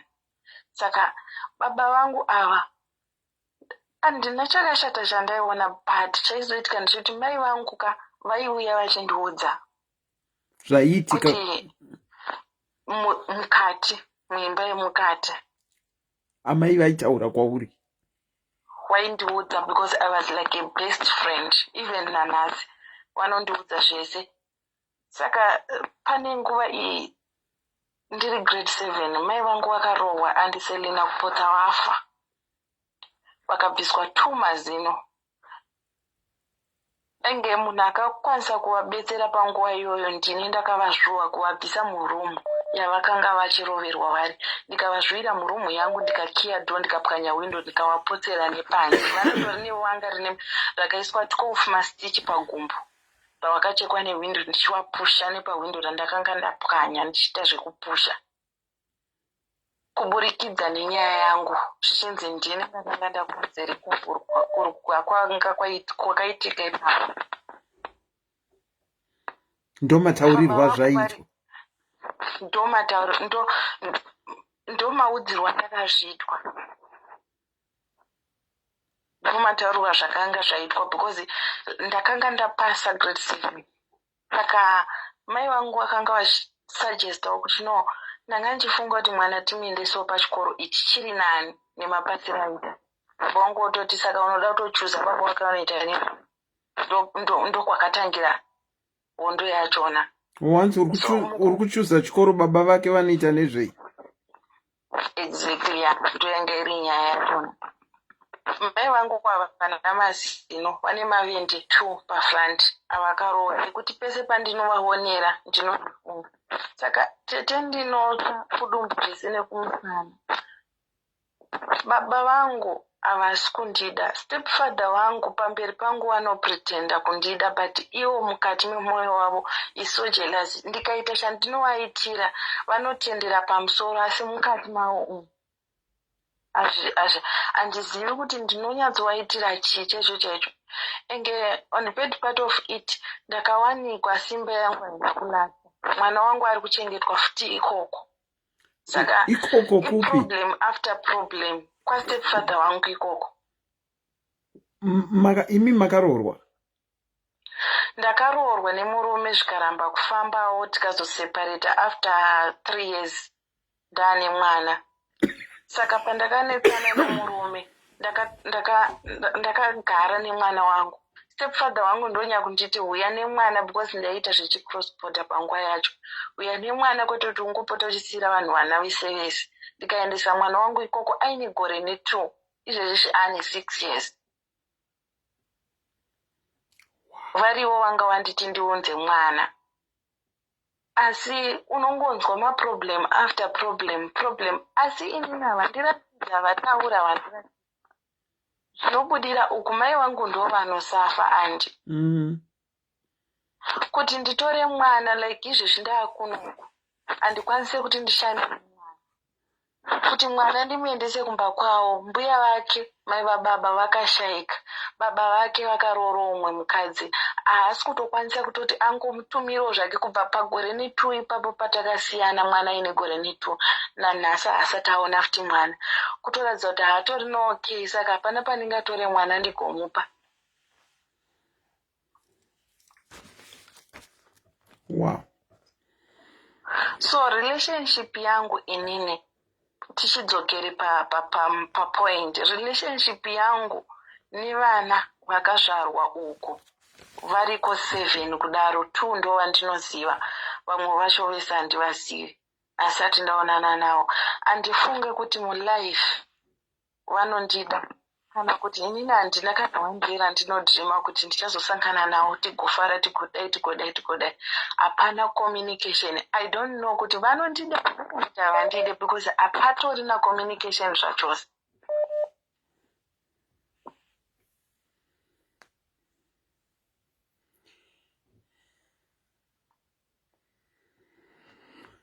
So ndo mamiriro akaita nyaya yangu. I'm strong. Zvekuti ma first days ndaiti ndikatsanangurira munhu nyaya. You break down.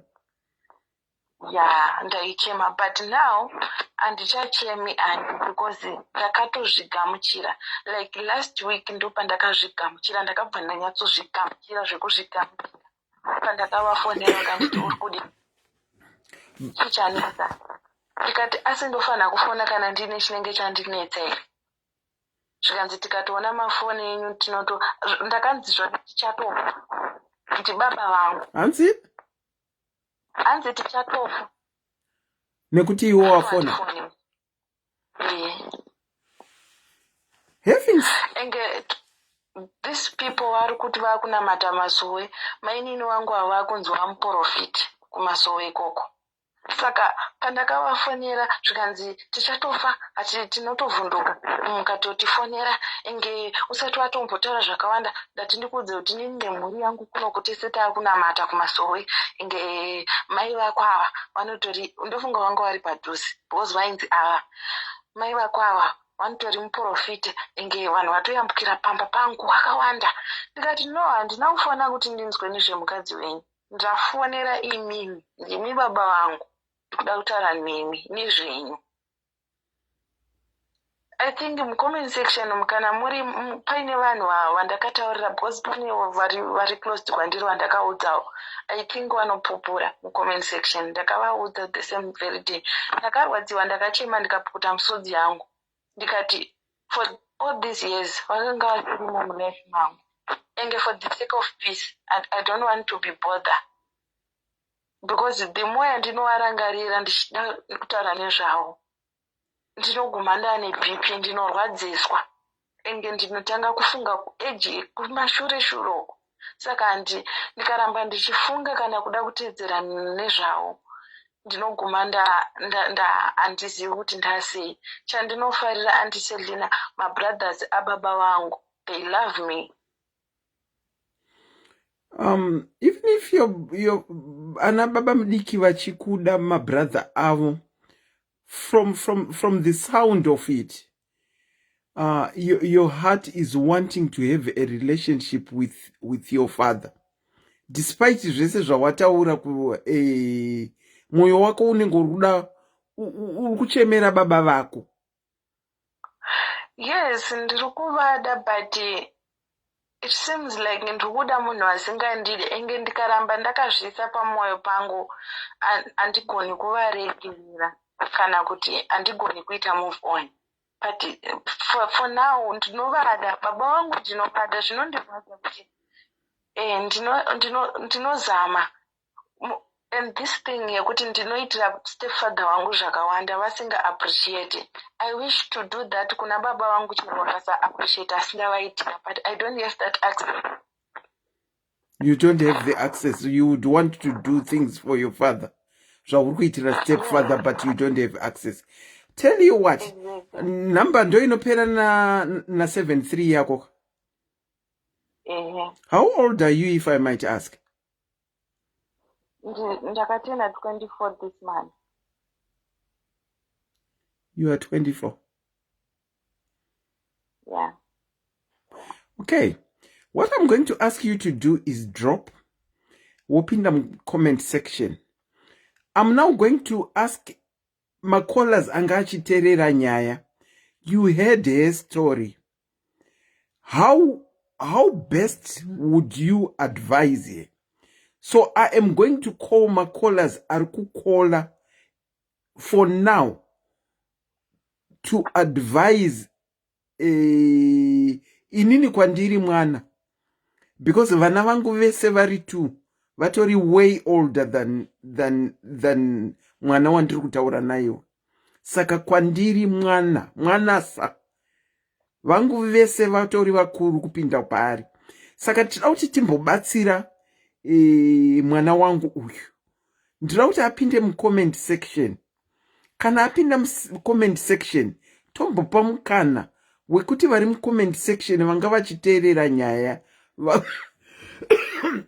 vakole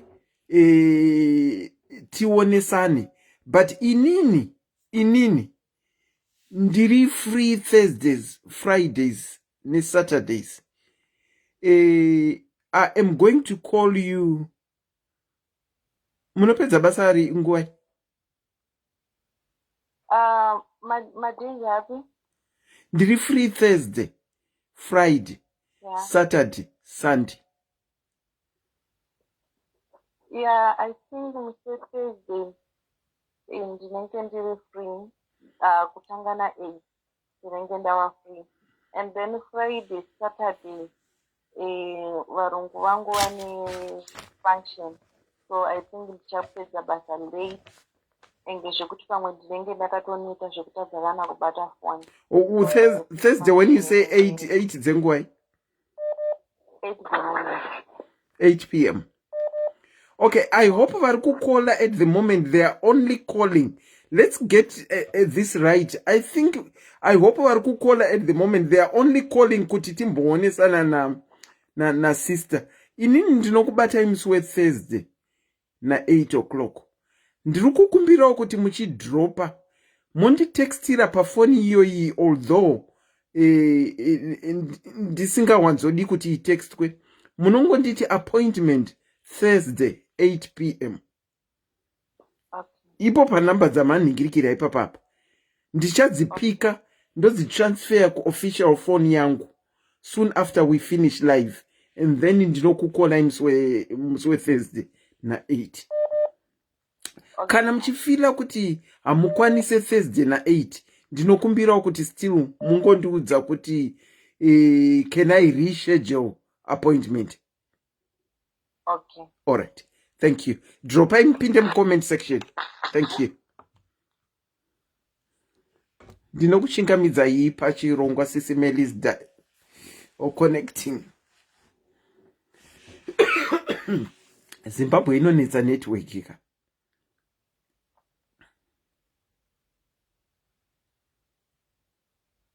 Where people are going through a lot, I tell you.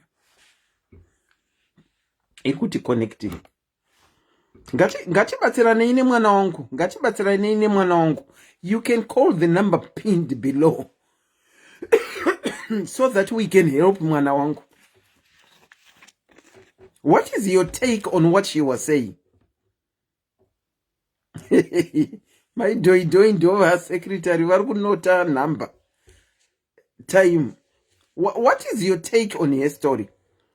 She's someone who is crying out for baba vake. Mwana wangu uyu arikuda rudo rwababa vake, because anoti baba vakaroora mumwe mukadzi arikutsva kudumbu unoti mai vakarurwawo nemumwe murume ari kutsva kumusana. Mungamuti chii? Mungamuti chii? Kana pasina toenderera hedu mberi ndozotaura hangu naye kuseri.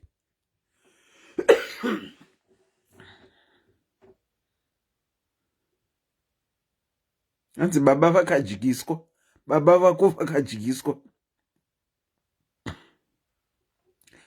Those kids, those siblings are not your father's kids. How does anyone know? How do we know that person has DNA? We don't know. Okay, let me take this caller. Since there is no one to advise. Asi comment section murimo muri advise. Ndinokuchingamidzai pachirongwa SIS MELLY's diaries. Makadini? Aiwa tiripo hedu kuti makadiyo. Vari kuchengeta tinozvikudza.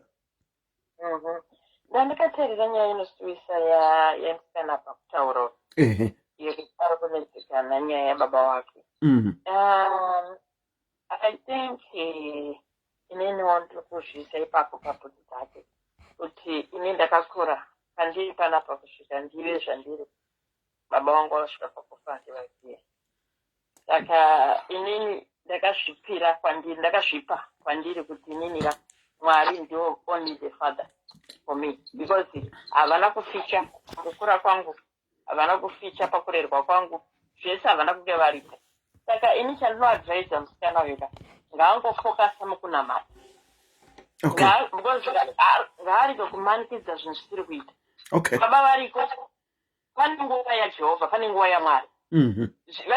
Iye ngaanamate, because akanamba chimanikidza nenyama yake nokufunga kwake hapana chinobuda. Okay. Iye ngaazviise kuna Jehovha kuti inini I tried everything.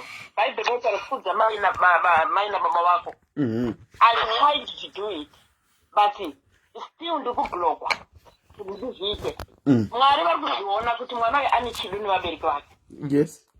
So iye pamoyo pake ngaatotaura kuti no. Ndo nyaya yacho, but inini Mwari ndakuzvipira kwamuri. Whatever happens muupenyu hwangu, zvichaitika nelife yangu, ini ndimi muri in control. Okay. Because akada kuramba chimanikidza, akada kuti anofa nestress, anofa neBP. And also ndamunzwa achitaura kuti ane munyama, anenge akazvarwa munyama. Why blackmailing herself? Why kuzvisa pakuti ini ndo zvandiri? No. Ngaazvirambe nezita raJesu. Ini ndakakura pandiri panapa. Ndikakudzai kuti ndakarehwa nambuya, ndaidya sadza nedoro, oza doro. Ndaidya sadza neshuga ine mvura ine shuga nenzungu mutetenerwa. But my focus muupenyu hwangu ndakati inini Jehovha ndimunoziva my ending. Ndimunoziva kwanchange ndivi. But ndikaudzwa kuti izvozvi baba vazofa, takazoita unite takutoziva vamwe vana vamudhara. Ndo vakazotitsvaga. Okay. And we are a team, like tabatana zvimwe zvakaipa nevana vamudhara, but mudhara handimuzivi. Ipo vanenge vachitotaridza mapicture, but chii chakaita kuti vana vamudhara vazobuda vazotitsvaga vazotiwana. Chii chakaitika kuti zvidaro. Saka munamato, always pray for your life, pray for the better life. Okay. So inini ndine munyama kuti inini zvizofamba zvakati zvimwe zvinhu atisatakure mutoro usiri wedu. No, probably she might be not a Christian or what. Way yekuti zvimwe zvinhu tinotakura mutoro isiri yedu. Ngaangosarenda upenyu hwake kuna Jehovha, ngaangonamata zvipinde kuna Jehovha. Ezvino pandiri panapa kuti nemagariro andiri kuita neupenyu hwandiri, andabva ndambozviziva kuti ndichabva kudya sadza nedoro ndozopedzisira ndamuno munyika. Never thought that. I never thought kuti muupenyu hwangu ndaitadza kuenda kuchikoro ndichibhadharwa fees ndichidzingwa kuchikoro ndichiita sei. But sacrifice muupenyu nokuchengetwa nokuziva focus muupenyu kuti Mwari, one day you know my ending. Yamuzivi kuti ndichange ndiri papi. Saka uyu musikana yoga ngaarege kunyanyofocus much. Atraya. He tried the best.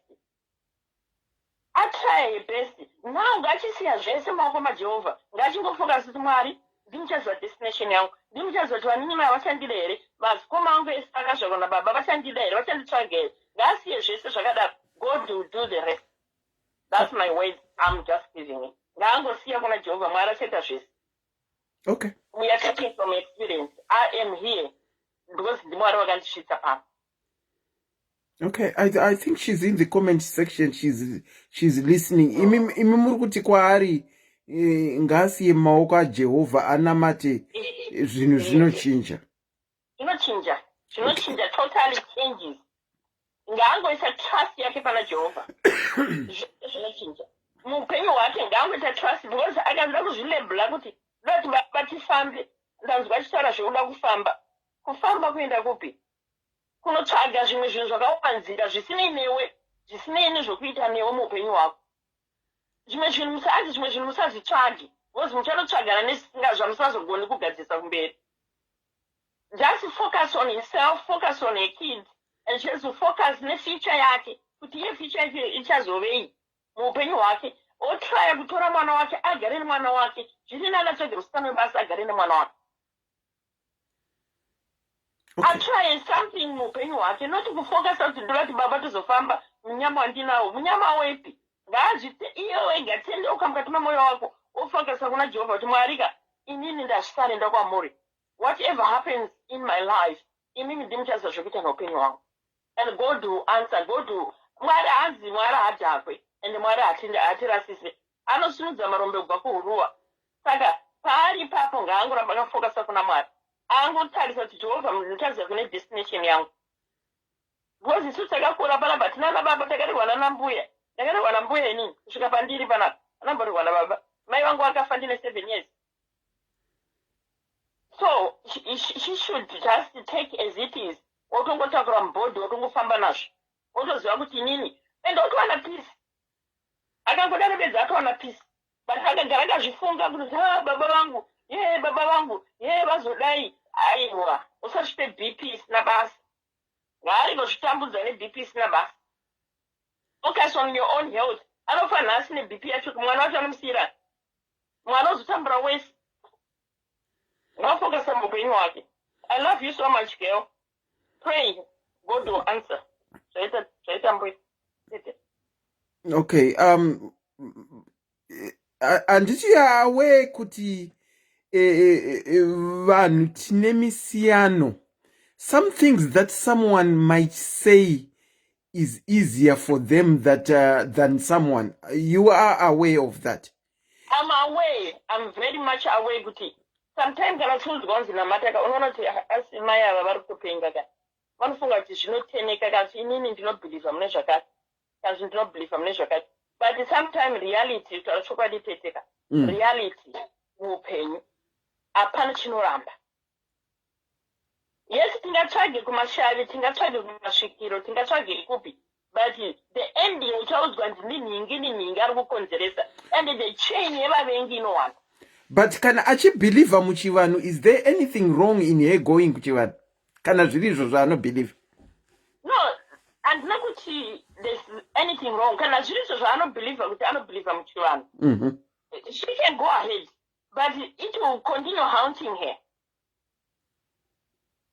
Zviramba chimutevera because kwaakabva mwana uyu mwana ane 5 years maybe akatanga kutambudzwa kuma 3 years achinongotambudzwa chete api zvino ane mwana apinda mumba achinongotambudzwa chete. Okay, it's time to change focus. If you can say ngaachichinja focus yake yes angachiconcentrata mo kuchivanhu ngaambochinja focus yake kuti no ko iye akambondisika ndiani akambochadhiwa nenyika ndiani ngachifocus that direction handimuti ngaarigosiyana nechivanhu chake anoenda kuchivanhu kwake but ngaambochinja focus for now amboona kuti hapana change iri muupenyu hwake. That's my thinking. Oh, okay. Ndofunga ari kuzvinzwira iye kola ari kuzvinzirwa. Thank you so much for sharing. Thank you so much. Take care. Tatenda, a very good night to you. Bye-bye. Vamwe ndo vanoti ngaaconcentrate kuisa maproblems ake ainawo mukati memaoko ajesu achaona anza yake, nekuti hold on caller akada kutandanisa zvechivanhu achazonoudzwa nezvekuudzwa ndo vamwe vavo. Tine vamwe kora paline. Ndinokuchingamidzai pachirongo madekwana yakanaka kola. Taswera maswera sei? Ndechiterera that story daughter wedu. Yes. It's just a painful narration. Yes. Such a young life to have gone through so much. Mm-hmm. And I feel as if offer ya mamupa it's like a conversation naye. Mm-hmm. Kunyato ita break down upenyu wake. True. Into from kwa babake, kwa mai wake, mm-hmm. ne future yake, mm-hmm. mwana wake. And at the moment kwari, it's like a mixed mesh of emotions. Yes. Gona kunyato shita breakdown. Mm-hmm. O addressa kwa baba. Mm-hmm. And whether she likes it or not, or anufara utungosh gamchira is conclusion ichapa, but atumbosh addresser again. Mm-hmm. Yes, aka addresser, but maybe ombofunga another pathway, whether it's through bamkuru or go try one more time, because it sounds like she's not quite ready to give up. Yeah. True. True. Maybe chaga whether nditete or whoever it is that wa ndiye anoziva kwa baba wake, kwa mai wake kunoda kuaddresswa in a different way, because it seems anengane like a guilt yekuti baba vakandirera. Mm-hmm. Yeah. Yet as kufila either mai ngava regedze kumeta her best friend and allow her kuti aite mwana angoitawo mwana sevamwe vana, because kana wakunyanya ziva zviri kuitika mumba yemukati yamai nababa, baba then stops becoming a baba. He now becomes somebody wawakuziva. Yeah. Makiro ake saka ari pa state of confusion okusaidi koko kuzoya her relationship nemwana wake iye. After abatsirwa to deal with those two situations, she may need to break the curse by taking mwana wake. Mm-hmm. And looking after mwana wake herself, so that iye aite zvaasina kuitirwa, iye akwanisawo kuita a parent, kuti apo love yake atange kufocus on something else, because as long as mwana wake ari kwamai, she won't be able to let go of her past. I felt better. Pamamuti, I'll call her because I feel like she really needs to, she's not quite ready to give up, and I think it's right to not give up if you're not in that space, because we all get to a stage you quit or give up at different stages in our lives. Yeah, true. I totally agree with all that you have said, that her story anonida kubrekerwa down, mabrekere down awataura kuti anonida kubrekwa down achidirwa naye nekesi yekwa baba, nekesi yekwa mai, nekesi yekwa nigirikiri yekumwana, zvakanyatso break down until she finds it in her heart to say that I give up nenyaya ya baba. Just telling her kuti give up, it's not easy. I'll give you an example. Give you an example, but it has nothing to do with what we are talking about. Pandakashayikirwa nemurume, hostile treatment yakaitika pakurwara kwaakaita akazonovigwa yakaitika, asi paakazovigwa after ndabva ine rush kuti ndidzokere kuHarare, ndaida kudzokera kumusha kuti ndichingoramba ndichidzokera kumusha kuti ndinoona paakavigwa ndichiramba ndichidzokera kumusha handiti. And then ana mai vaita kunge kuramba kuti iwe kwauri kuda kudzokera uku nezvakaitika, iwe kwauri kuda kudzokera, ndichingoti ndinokudzokera chete. And the last time that made me give, vakandisiya ndichingoenda, the last time that made me give up was pandakanodzosera kumagrosa zvichinzi hazviite kuti usvike. Only then, in that situation, did I give up, and I never attempted again. Saka, they let me be until something happened. Chekundionesa kuti izvi chisiyana nazvo izvi hazvichaite. Saka sometimes we need to deal with a person like that. Hapana chakashata kunamata. But you don't just pray with a cancerous kungogara uchingonamata with a cancerous wound that also need to be attended at a hospital. You need to do it both ways. And unongochitonamata kuti ndipe strength to deal with this. Iko kutonamata kwacho kutori kunenge kuchitodiwa, but anenge achinamatira kuti Mwari ndipe strength ndidile neizvi. Odhila nazvo aine the strength yaMwari in her. But kuti angonamata akagara kumba asingadhile nesituation yake, handifungi she's too young anofanira kuita zvichamuhold her back. Saka angatonamatira simba rekufeita. Like iyo ya baba, there is nothing wrong in praying. Prayer without works is dead. Kana achida kuona baba wake one more time to try again, pray about it and say kuti Mwari ndishowei, give me a sign kuti ndisiyane nazvo.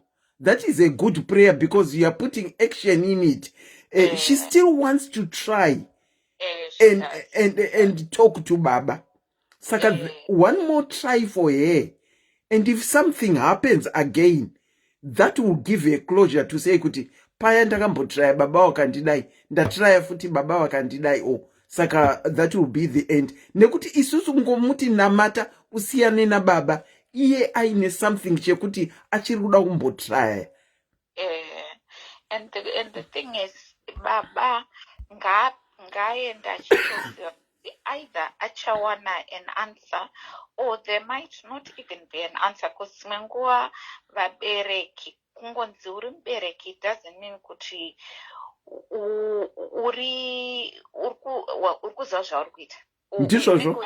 The answer True.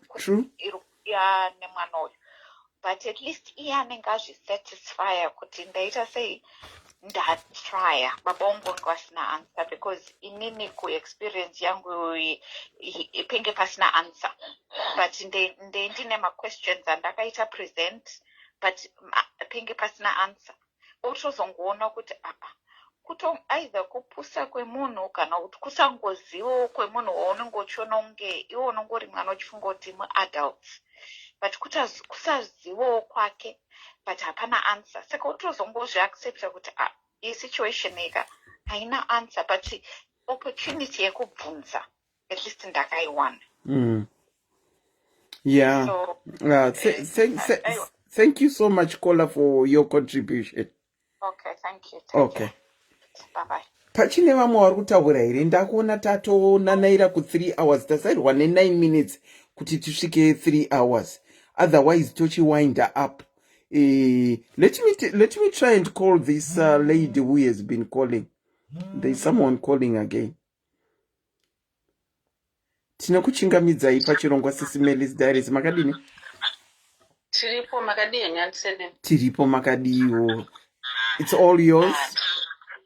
Ndanga nchida kungoadvisa mwana wedu uyu abva apa aruda ane chiso chekuona baba vake. I agree with what both callers have said.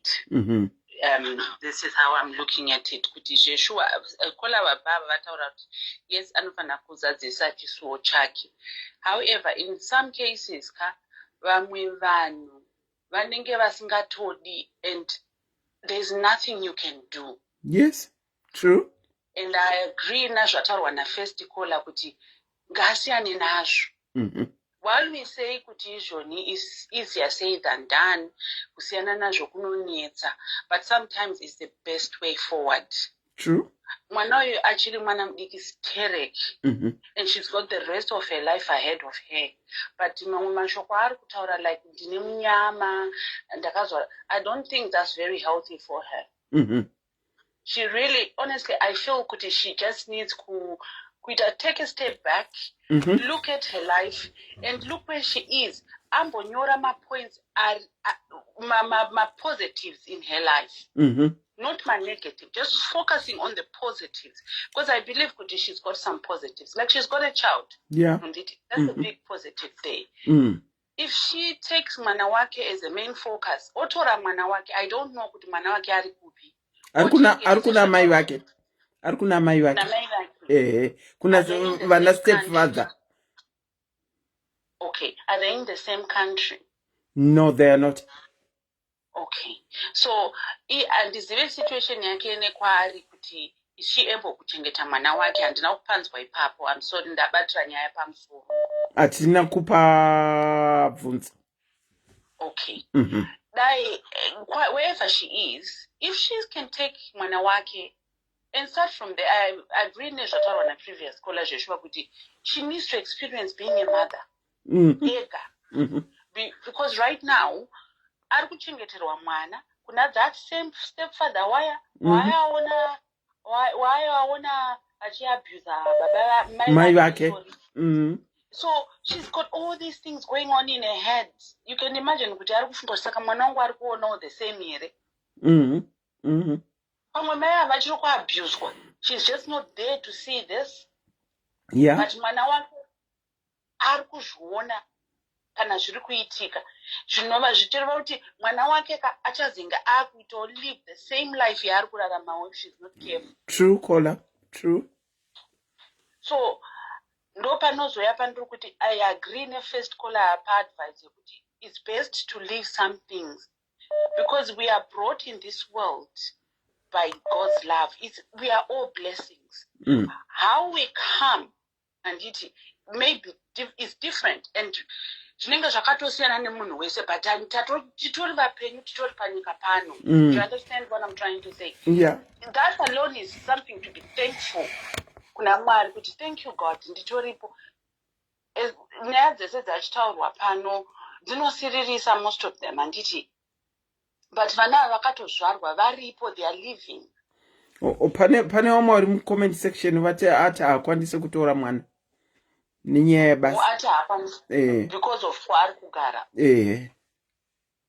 Okay, she should then take that as a positive. How? She should then strive to work towards kutora mwana wake.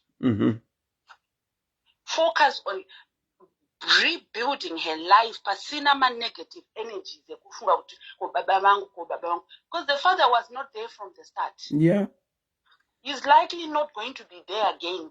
If she tried a few years ago, did she say last week or 2 weeks ago? Last week. If she tried and she doesn't want, what does she do? I agree pamataura kuti she needs to pray kuti Mwari ndipewo sign. Ndo parikuya power of prayer ipapo. She just needs to pray kuti Mwari show me a way forward panapa. Grant me the wisdom to know what to do. Panoya serenity prayer paya. Because right now she's all over the place. I'm on a live, sorry. Saka ndo kufungawo kwangu. Okay. Yeah, sorry about that. My son angopinda. No, that's okay. Ari mu comment section ari kuzvinzwira. Ari mu comment. I really feel kuti it's high time now ka. At 24, she writes down my positives and focus on those and leave the negatives. Focusing on the negative will just bring more heartache. As much as zvabotarwa na first caller advisor kuti unogona kudubura nezvimwe zvakarara. Also regreta futhi kuti why was I doing that? I know I've got a personal experience which is similar to this. Nokuti andina kuziva baba vangu for a very long time. After mai vangu vachitry. But I kept pushing until I almost died. And saying, closure. Maybe the closure this girl needs is Pamanawaki. Inini, I got my closure through my children. And being the best mom to my children. Okay. That's all I strive for. So I don't care. And this is Nabasanash. The other thing that helped me Nini was counseling. Mm-hmm. I went for counseling. So I don't know. Kuti iyari kunyika yipi. Can she afford counseling? But I believe kuti kune vamwe vanota counseling for free. Mm-hmm. Just so that she forgets about this man who is negative or these men who are negative in her life. Baba kina stepfather waki. Mm-hmm. She needs to forget, put them away from her life and focus on being the best mother or unemwana waki. Because that's where her closure lies. That's what I believe. Okay, but do we agree that for her to forget and put a closure, it's a journey. It's not something that can happen overnight. Nekuti varamba kudaira phone yako, then she can easily forget just like that. Do we agree kuti it's a journey? 100%. She needs to now write my positives. My positives. She's just going to be focusing one by one. By focusing on each positive of her life, gradually, six figure, I'll call you back. 6 figure, I'll call you back. Okay, go on. Saka ndikufunga kuti gradually anenge achitokanganwa chesezvi zviri kuitika izvi. Because the more if you're focusing neupenyu hwako handiti nevana vako kana nemwana wako, and maybe she has to go back to school, kana kuti she has to find another job. I don't know her situation, but if she's focusing on going back to school, I can focus on right, I'm going to go back to school, I'm going to work hard, ndonza mwana wangu ndochengetera mwana wangu. Where is she going to get the time yekuzofungawo mumwe munhu asiri interested muupenyu hwake? That's a fact. Yeah, that's a fact. Saka it is a journey. I agree. But it's a journey. So it's not going to happen overnight. No. Never. No. It will take time, but time is let that time be taken. Actually, focus on the positives rather than focus on baba wangu vasingandide vai na stepfather wangu vai. They are likely not going to even budge. Kana vakatadza last week. What are the chances of him accepting her? Okay. I think that's my 2 cents. I really feel for Kola or you, Manawedu. But there is light at the end of the tunnel. Yeah, there is. If she gets the right help, there is light at the end of the tunnel. Thank you so much, Kola, for contributing to her story. She's in the comment section. Ndinodavira kuti vari kunzwa zvese zviri kutaurwa nevanhu. Thank you so much. Thank you, Auntie. All right. I've got 2 callers that I'm going to call back. After this one, there is 1 6 figure. And then we close. We close down. We have been here for almost 3 hours. We have been here, in fact, for 3 hours. Tinokuchingamidzai pachirongwa makadini. Ndiwo vekone vaneinoti connecting. Zimbabwe, unfortunately, it keeps on saying connecting, so I'm going to have to say goodbye to you. Rakaiti motora ve 6 figure. Hanzvadzi makadini?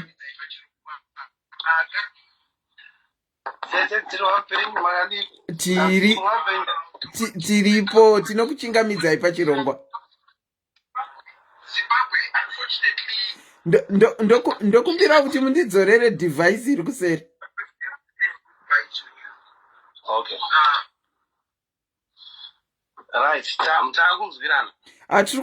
Tiri kunzwanana na 6 figure. Right. Ndimofu hash 46 ndadzoka zvakare. Mofu mofela.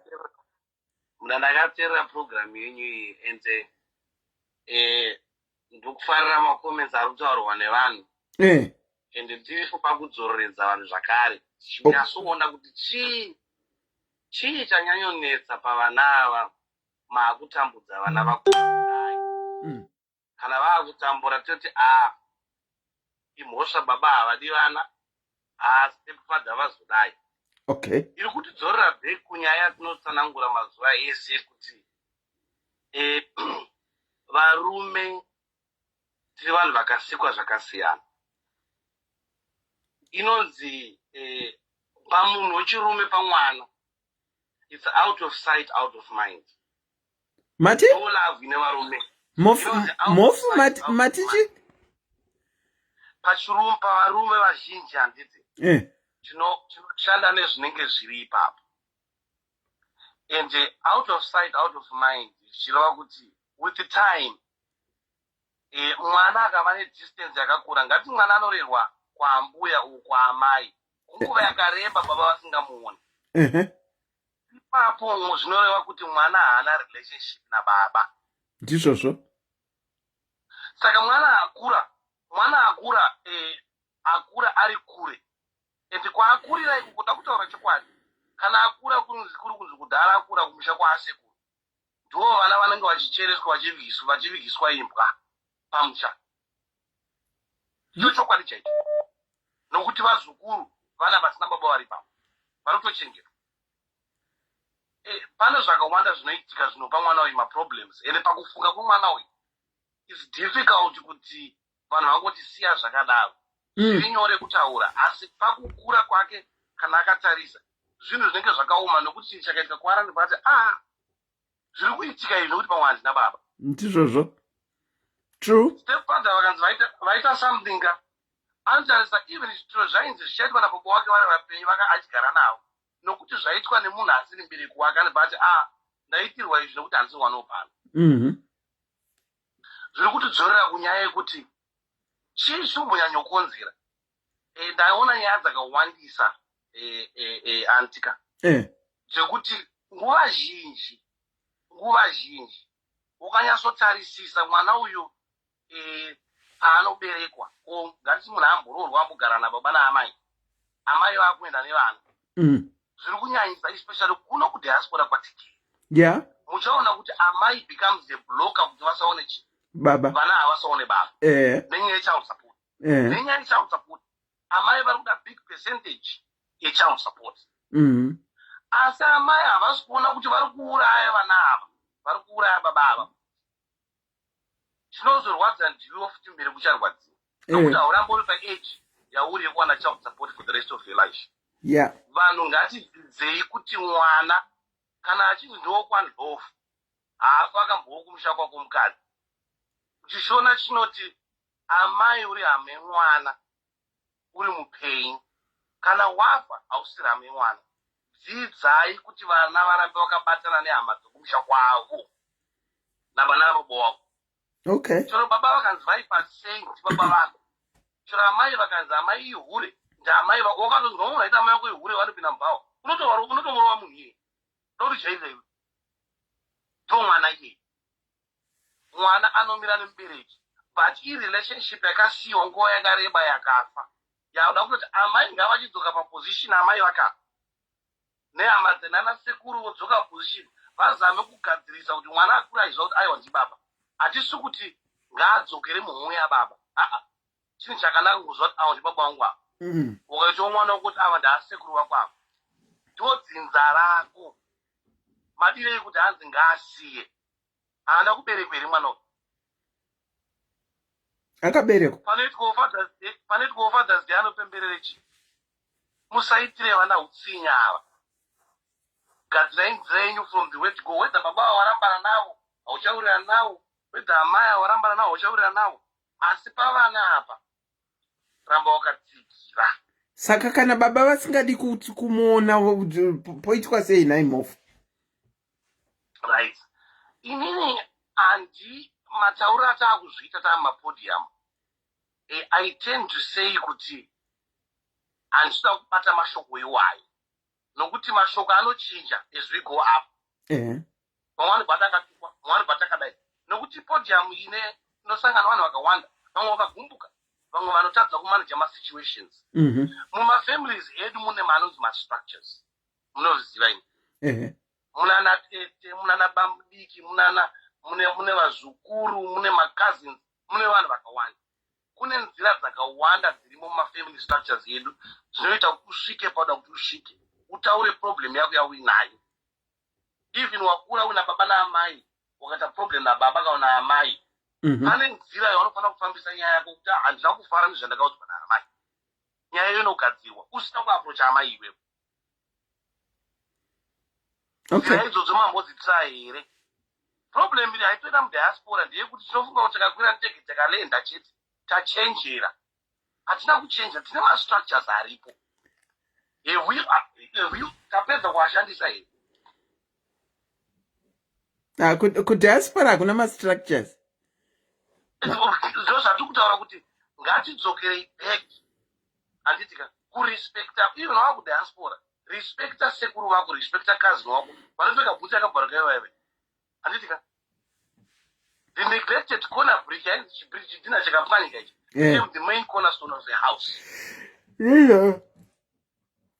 Ndizvozvo. Saka inini pandiri kutaura ndepekuti chiri kutirasisa waichita maproblems anyanyisa kudai so ndechekuti tikunzvenga mastructures edu chiri tinozigona zvotiremera futi.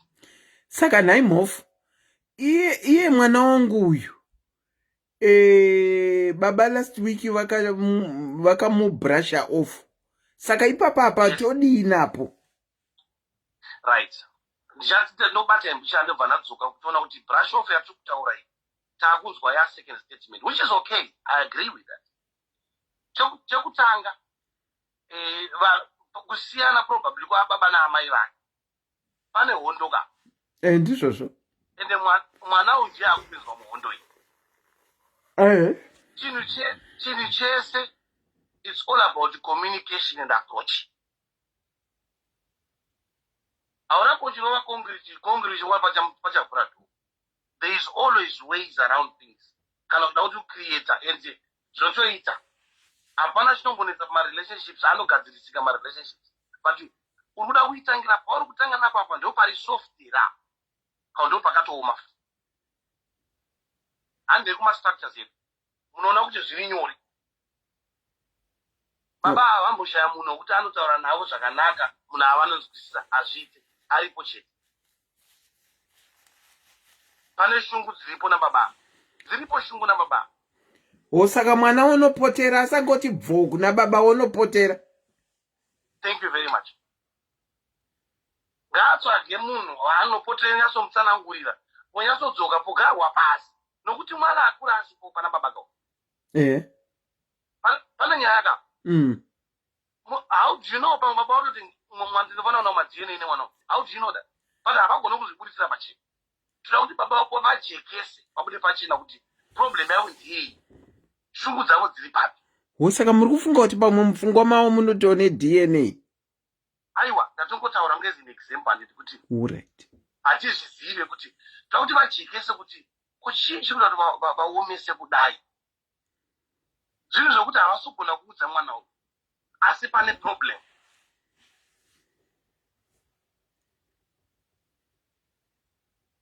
Handichakunzwai.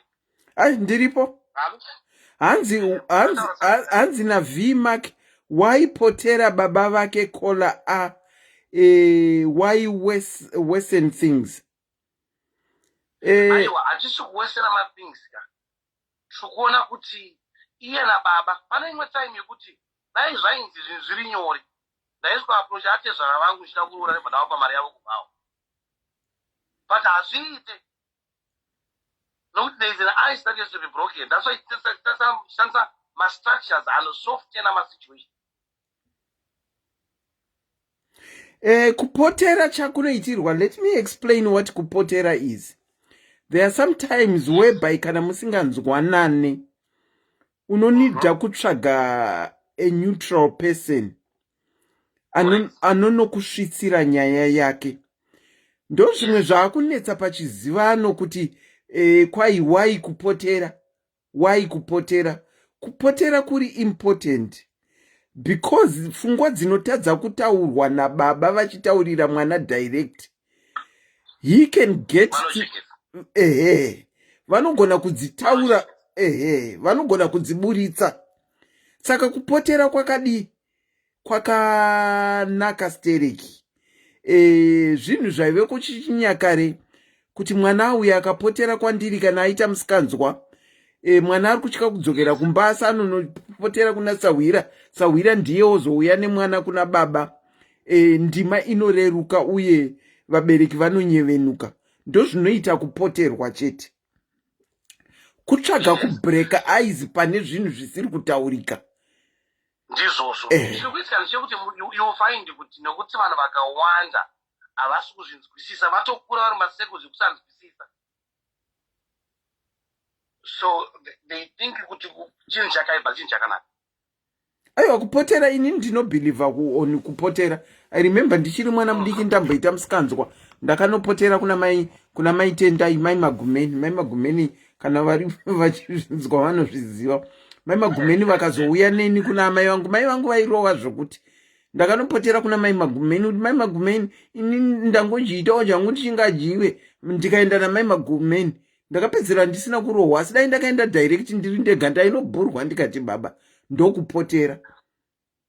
Aiwa, amai vanga vasingarove, amai vairanga. Mairangwa muchirangwa vairova, hati kunonzi kuranga. Kana amai vakarova nababa vakarova kunonzi kuranga. Baba definitely vane chigumbu. Baba vemusikana uyu definitely vane chigumbu chavakutorera mwana chekudzingwa mumusha. Saka anonidha kupotera kuti zvinhu zviite nyore.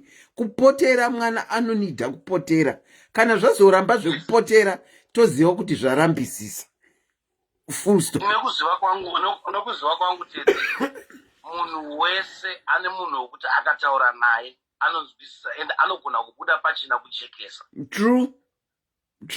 Munhu wese une munhu wekuti akataura newega unotombodzokera kumashure kuti pandakatsika apa rega ndidzokere kumashure. Zvekuita ndekuti akumhanya kunzi aiwa ngaabva asiyana nazvo, ini ndine experience yakadai. Surely munhu ngaazive dzinza rake, munhu ngaazive baba vake, munhu ngaazive amai vake. Hausi mwana womombeka iwe kana womashanga. Ramba uchikokura uchinzi bonga. Ende zviri kuratidza izvi kutaura chokwadi zviri kuratidza kuti ana stepfather kana especially ana stepfather. Caller muridzi wenyaya, I'll call you back. I can see you are trying to call back. I'll call you back, caller. Taura henyu. Zviri kuratidza kuti ngatidzidzei kuti relationship yevana nababa muibatisise.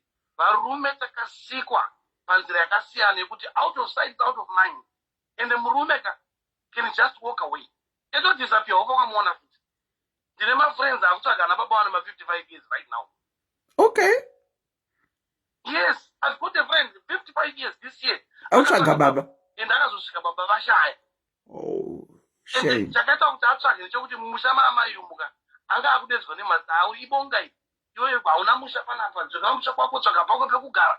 And every time anoitwa zvakadaro. Kuratidza kuti hausiwemo.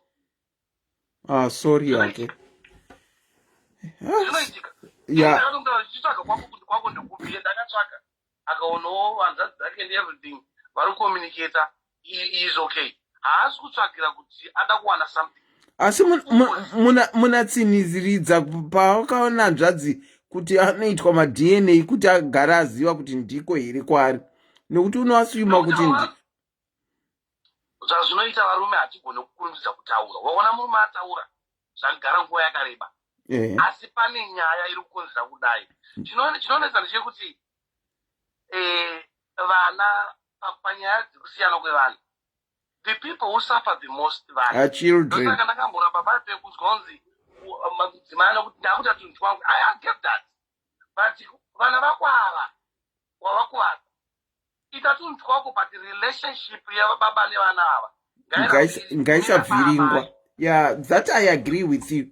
Kuti we shouldn't use vana sepon.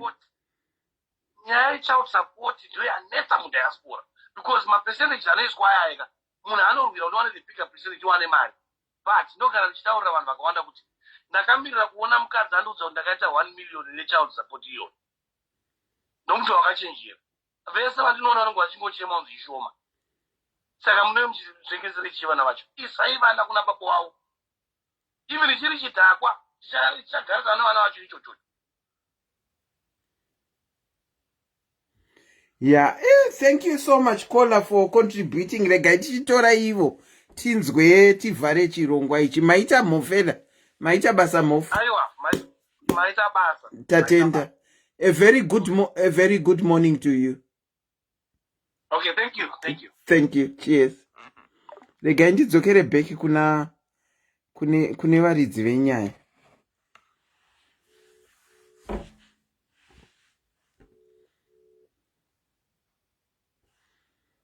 Hello. Yes, Andy. Evo, what do you say? Ndirireita hangu ndine makomenzi andaona makomenzi andikuona akanaka. Handisi kuda kusarudza makomenzi, toda kutora zvese zvikutaurwa nevanhu zvekuti zvikwanise kundibatsira. But pane makomenzi andaona ari kunzi ndofanira kuripa baba vangu vane chigumbu chekudzingwa kumusha. But ngatidzokerei kumashure mooneka kuti chii chakatanga kudzingwa mumusha nezvaiitika varipo on his present pasina chaiitika. It was not my fault. Ayo koimi handina kuiona hangu comment iyoyo. Koimi munenge muchiripa pakai? Hanzi baba vane chigumbu ngaaende anoripa, anoti baba ndauya ndoda kukuripai. Baba vangu kana vasingandidi hazvichinje, because chakatanga hakusi kudzingwa, chakatanga abuse. And then I'm very happy kuti hama dzakakasika kuzviona dzikandinunura. Just imagine kuti dai vakanga vakanonoka kuzviona, kana kuti dai vaizviona wongonyarara ingoti hatinobasa nazvo, tiri kudzimba dzedu nevana vedu, chii chaigona kuitika mulife mangu? Handisi kuzonovaripa chero vakati vanoda kuripwa, chero kuri kwekuti vazozvitaura handiite izvozvo, handisi kuita. Ina hangu handisi kuziva kuti kuripa kwapinda papi apa. Ndiri kuverenga makomenzi ndiri kumaona. And then pane imwe komendi yandaona yandoda kupindura futi iri kunzi I think baba vakagumbukira kudzingwa mumusha, and also mwana uyu akazotoreswa birth namukoma wavo, saka vari kufila like vakatorerwa mwana. Chakaitika ndechekuti baba vangu vakafonerwa, vakaudzwa namai vangu kunzi ngatichiuye titorise mwana birth certificate. Ndakuitawo zvemasports kuchikoro. Okay. Vakaramba kuti handikwanisi kuuya ikoko. Ndokubva vaenda kuna baba mukuru vakati, baba mukuru, mwana wenyu ane chipo chainacho, ane talent kuchikoro, but ari kutadza kuparticipate nenyaya yebirth certificate. Zvinoita here kuti nditorese mwana uyu birth ndiri ndega? Baba mukuru vakati hazviite mainini, tiripo, chirege titorise mwana birth, mwana wedu. Amungatorise mwana birth mega. Oh, it was in comment section. Okay, I didn't see it. Catherine Suromunemo. Hi Catherine. Handina kunge ndaiona comment. Ndiri kuudzwa kunzi yanga irimo mucomment section. Thank you so much for that. Yeah, so but kana vakatsamwira zvebirth, kana vakatsamwira zvekuti baba mukuru vakatora birth, it can always be undanika wotora nesenemi yavo. That's easy. Inini hangu handina basa nazvo zvekuti ndive nesenemi yavo kana kuti nyani, because I believe kuti ropa rabamukuru vangu neropa ravo it's just the same. Ndizvozvo. Saka iwo ndivo vega mufamily mavo vari kushandisa surname isiri yevamwe yedu isusu ndakutoti yedu isusu because iwo ndivo vega vakatoiswa birth nababa munini wavo. Iwo baba wako surname yavari kutoshandisa haisi tombori yavo, saka iwewe surname yauri kushandisa ndo rightful surname inofanira kunge ichishandiswa nababa wako. Exactly. Okay, all right, got you. Yeah, so kuzoita nyaya yekunzi pane makolambo fona aya vachiti kutsvaga zvinhu kuzodini unozotsvaga zvakawanda kumishonga. Handisi munhu anoita zven'anga. I don't believe in those things. Tinotoendawo kuchechi, kune kumapastors ikoko kunodikanwa kana counseling. Vakandiudza kuti havakwanisi kufamba neni, not like taida kufamba kun'anga. But inyaya yekuti chero even kumapastors vanogona kuti tanga tichida baba vako vauye namai vako tikwanise kukuita sei kukukanzelai kana kuti chinyi. Vakataura kuti he is not a part of those things. Kana ndichida anything ndofanira kuenda kuna baba mukuru wangu. Okay. Yeah, so I just want to be clear panyaya iyo. Ndozvamakaudzwa nana pastor kunzi munogona kunoenda kunana baba mukuru. No, I mean kuti pandakanoudza baba vangu kuti dai vanga vambofambawo neni like kuenda ikoko kucounseling sekutaurwa kwazvinenge zvaitwa kunzi tanga tichida baba wenyu aripo totaura tiwaonesewo kuchechi uku kwatakanga taenda handiti. And then nekutaurawo nyaya dzangu kuvakuru vechechi and stuff ndopandakanzi ndofanira kuuya nawo. Ndikavaudza vakaramba vakati unofanira kutora nabamukuru wako, inini count me out. Okay, kana wakatanga watokugirandana baba mukuru kuti uende nawo since tichiti ndo blood ravo, handione pane chakaipa waigona kuendana nababa mukuru. Since ivo vasingadi. Ndakaabuswa mumarriage mangu inini. Pamwe pekuti vanga vakaroorerwa vana baba vangu, indakaroorwa zvekutobvisirwa ndisati ndaenda kumurume. Okay. Ndakanga ndiri mwana mudiki but ndakanokumbirwa ndakaroorwa zvakanaka. But after that munoziva kuti sometimes zvavakaita pandakaroorwa pane zvimwe zvimwedzi zvavakangokonzeresa so zvekuti vakuwasha vakatozviona kuti panapa vakatotanga kuridha. Chero wewe wega usina kuudza munhu wako anotoridha kuona kuti okay vanhu panapa pane 1 2 3 pamberi pevakuwasha. After ndaroorwa inini ndakanoabuswa kumurume manzwa. Kutukwa nemashoko ekuti haurambi because unenge uchiziva kuti zvakataurika zveshuwa. Handi muri kuona. Ndakarwadziwa, ndakasafa manzwa. Ndine nhumbu yemwana wangu kusvika baba mukuru wangu futi vasimuka kubva kumusha. Vavuye ndo vakauya kanditora kati ngaadzoke hake asvita musha. Ivo variko. Handi muri kuona. Saka marriage wakagara how long? Ndakagara 3 years. 3 years, okay. Yeah. So zvekunzi ndinokwanisa here kutora mwana kana kuti handikwanisi kutora mwana. Yeah, I wish kuti dai ndagarawo nemwana wangu but mai vangu havadi kuti nditore mwana ndiwe naye kunoku. Also inini wachona nemashandiro edu ekunoku munongomazivawo. Uine mwana zvinonetsa, zvinorema, zvinoda uine paunenge uchinyatsogara pakasununguka pekuti unenge uchienda kubasa uchidzoka kwete uchigara ikoko kunonetsa. Ndakamboti mwana wangu ngaende kuboarding, mama wangu vanorwadziwa vakatarisa mwana wangu kuti achiri mudiki. Okay. Asi akasvikawo zviage zvekuti pamwe kumagrade 3 akunzwisisa anogona kuenda. Pamwe anogona kuenda. Handisi kushayiwa mari asi wakati no izvezvi zvaachiri mudiki hazvigoni, ndinomuchengeta. Alright. Asi akagara hake zvakanaka ka? Mwana wangu handina problem naye andi zvinototaurwa namai vangu kuti ivo vanombotaura kuti zvakati kana kuti vanombotiwo zvakati ivo stepfather wangu avo. Ati mwana wangu handina problem, ndinotumira chandafunga kuti ndimuitire chero izvezvi ndikatofunga ndoda kuti arara adya keke ndinotumira mari enga anotengerwa. Ivo havamuratidzi for now. Like zvandaingoitwa inini kuti stepfather wangu havana kana ndiye wanira waindiratidza kuti havandide. Alright. Asi inyaya dzinonoperera kubedroom. Saka ndomamirira zvakaita, ndomamirira akaita situation yangu. Inini kubva kumashure uko kwandiri kutaura kuti ndakanga ndisingataudzani nababa vangu, ndakatanga kuti kuvafonera last week. Ndanga ndakazviudza kuti ndazvigamuchira kuti havandide. But pane imwe nguva yekuti unongowafunga, unongozvifungawo kuti reke ndimbovabate nhasi pamwe zvakachinja. Saka I think from kubva last week yachona iyoyo ndakataurana nababa mukuru, ndakavafonera ndikavaudza, vakandiudza vakati iwewe ndangori umwe munhu wangozvinzwisisa, kana vakuzokuda vachauya vega. Ndizvozvo isusu tiripo sana baba vako, chanetsa tiudze, tinokwanisa kukubatsira. Hatisi vapfumi, hatina chatinacho, but sununguka, ingozviudza kuti ndovana baba vangu varipo. Hanzvadzi dzako, vanin'ina vako ndivo vana veduwo vatinavo kuno kwavo.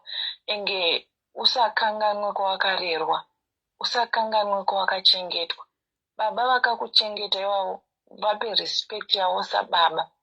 Wafunga kuita chaunenge wafunga kuita, chaunonzwa kuti ndoda kuitira baba wangu, ivavo ende unovaitira ivavo. Ndo baba wakamira newe panguva yapaida baba. Saka ndo mamiriro akaita situation yangu kuti I was just want to give a try kuti maybe since paane long time zvinhu zvinogona kunge zvakachinja, but still ndikuona kuti hapana chakachinja. Enge inini from the deepest of my heart ndakazviudza kuti ndiwo baba vangu, enge hazvife zvakachinja. Ende ndiwo baba wako, hapana hazvife zvakachinja. Hazvisi kuzofa zvakachinja nekuti ndapiwa rudo nababa mukuru. Kana kuti chero dai stepfather vangu vakandida zvinenge, chero dai kwakuri kunzi vanondida, hazvife zvakazochinja kuti ndishandise mutupo ikoko. Ine mutupo wangu, ndiwo baba vangu. Handiselina vanhu ngavataure kuti ndigona mate ndite give up ndiite sei, ngavaitawe izvozvo. Asi kubva musi wandakataura navo vakandipindura rafu, ndakangowapa ndikati idzi ndidzo namba dzangu, mine chamuri kuda, muchida kutaurawo neni, musingadi kutaurawo neni, mukandiona ndafona nenhamba idzi, hansi kutaura zvemukadzi wenyu, ndikangonzwa voisi renyu kuti muri mupenyu hamuna kufa. Izvozvo chete kwandiri zvakatondikwanira. Handina chimwe chinhu chandinoda kwamuri. So pandakazopedzisa kutaura navo vabva undikwadjura, it seems like vakangonzwisisa zvozvozvo zvekuti alright, unongofona kana uchida kufona, asi unofanira kuti, because vakapedzisira kuti unofanira kuti uye kuno uone vana, uzivane nevanin'ina vako nehanzvadzi dzako idzi. Ndikati no, ikoko handiuye. Ivo kana vachida kundiziva, vachida kundiona, tine kumusha, tichanosangana mukitcheni yambuya. Kumusha. Ivo ngavabve kwavanobva, ini ndobvawo kwandinobva, tonosangana mukitcheni yani yambuya, nekuti ndokumusha kwandinoziva. Ivo kwavari uko hakusiri kumusha kwedu, kumusha kwomukadzi.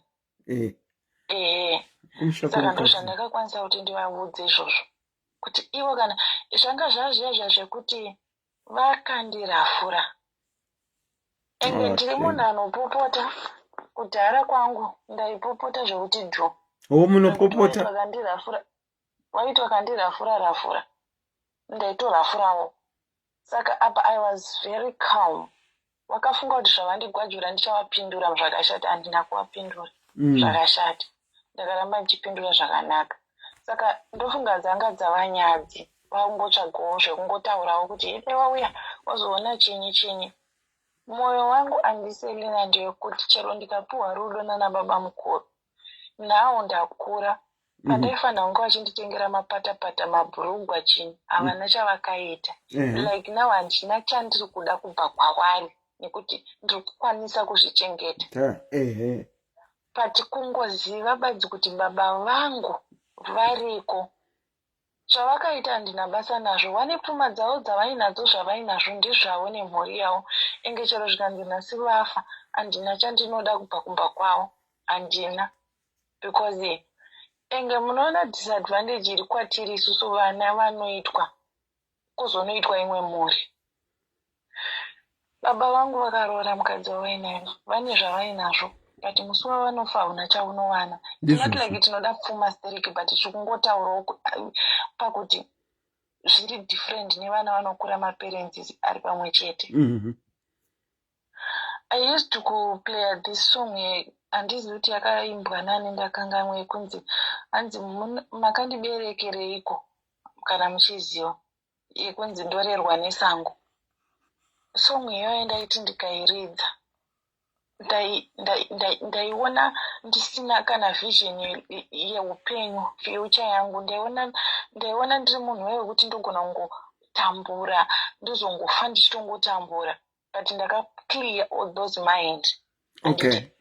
Izvezvi kwamai vangu vane zvavainazvo zvaunotoona but kana ndakatarisa vanin'ina vangu kwamai vangu mai vangu vakanobereka vamwe vana 2 iko kwavariko ndinongogutsikana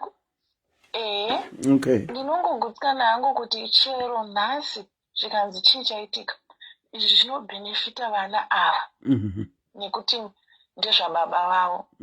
Then kusaidi kwababa vangu zvese zvavainazvo kana zvandinonzwa ndinongogutsikana futi kuti zvinobhenefita vana ava nekuti zvakashandwa namai vavo. Mai vangu havana chavakasiya vashandi.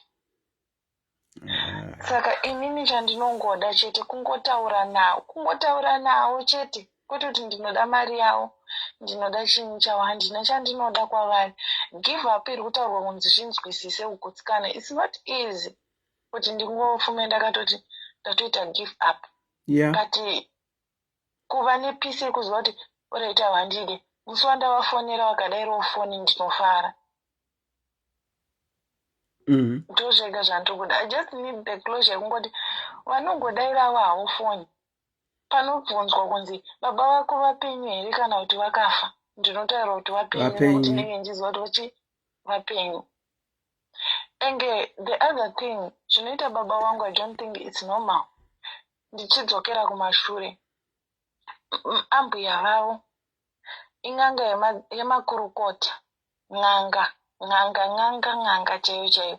Saka tinongofungirawo hedu handisi kuaccusa but tinongofungirawo kuti is not thinking straight because kumashure uku pandinonzi ndakasiyiwa namai vangu vasati varoora nemukadzi uyu hanzi vaindida zvisingaiti. Ndakanga ndiri mudiki handina chandinoyeuka asi zvainzi vaisitoti chero kuenda kutauni chaiko vaenda neni iwo baba vako vachindichinja manepi.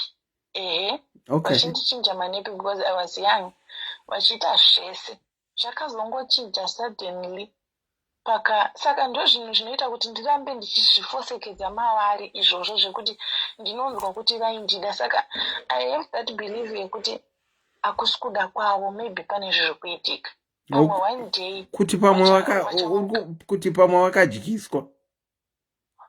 Ndo zvandinofunga andi kuti pamwe one day zvichangofumawo zvakapera. Ndosaka ndichiramba ndichitrya each and every time kuti ndingori nehope yekuti pamwe one day zvichafuma zvakaita sei zvakapera wagodzokera because munhu wese anongozvitaura kuti baba vako vaikuda enge kudzingwa kwavakaita it's not like vaida kudzingwa zvekunzi havadikanwe asi vaida vanhu vaiedza kundinunura kubva kune mukadzi uyu because ivo vangu havana chakashata chavakandiitira inini. Mukadzi uyu ndiye aindi-abuse.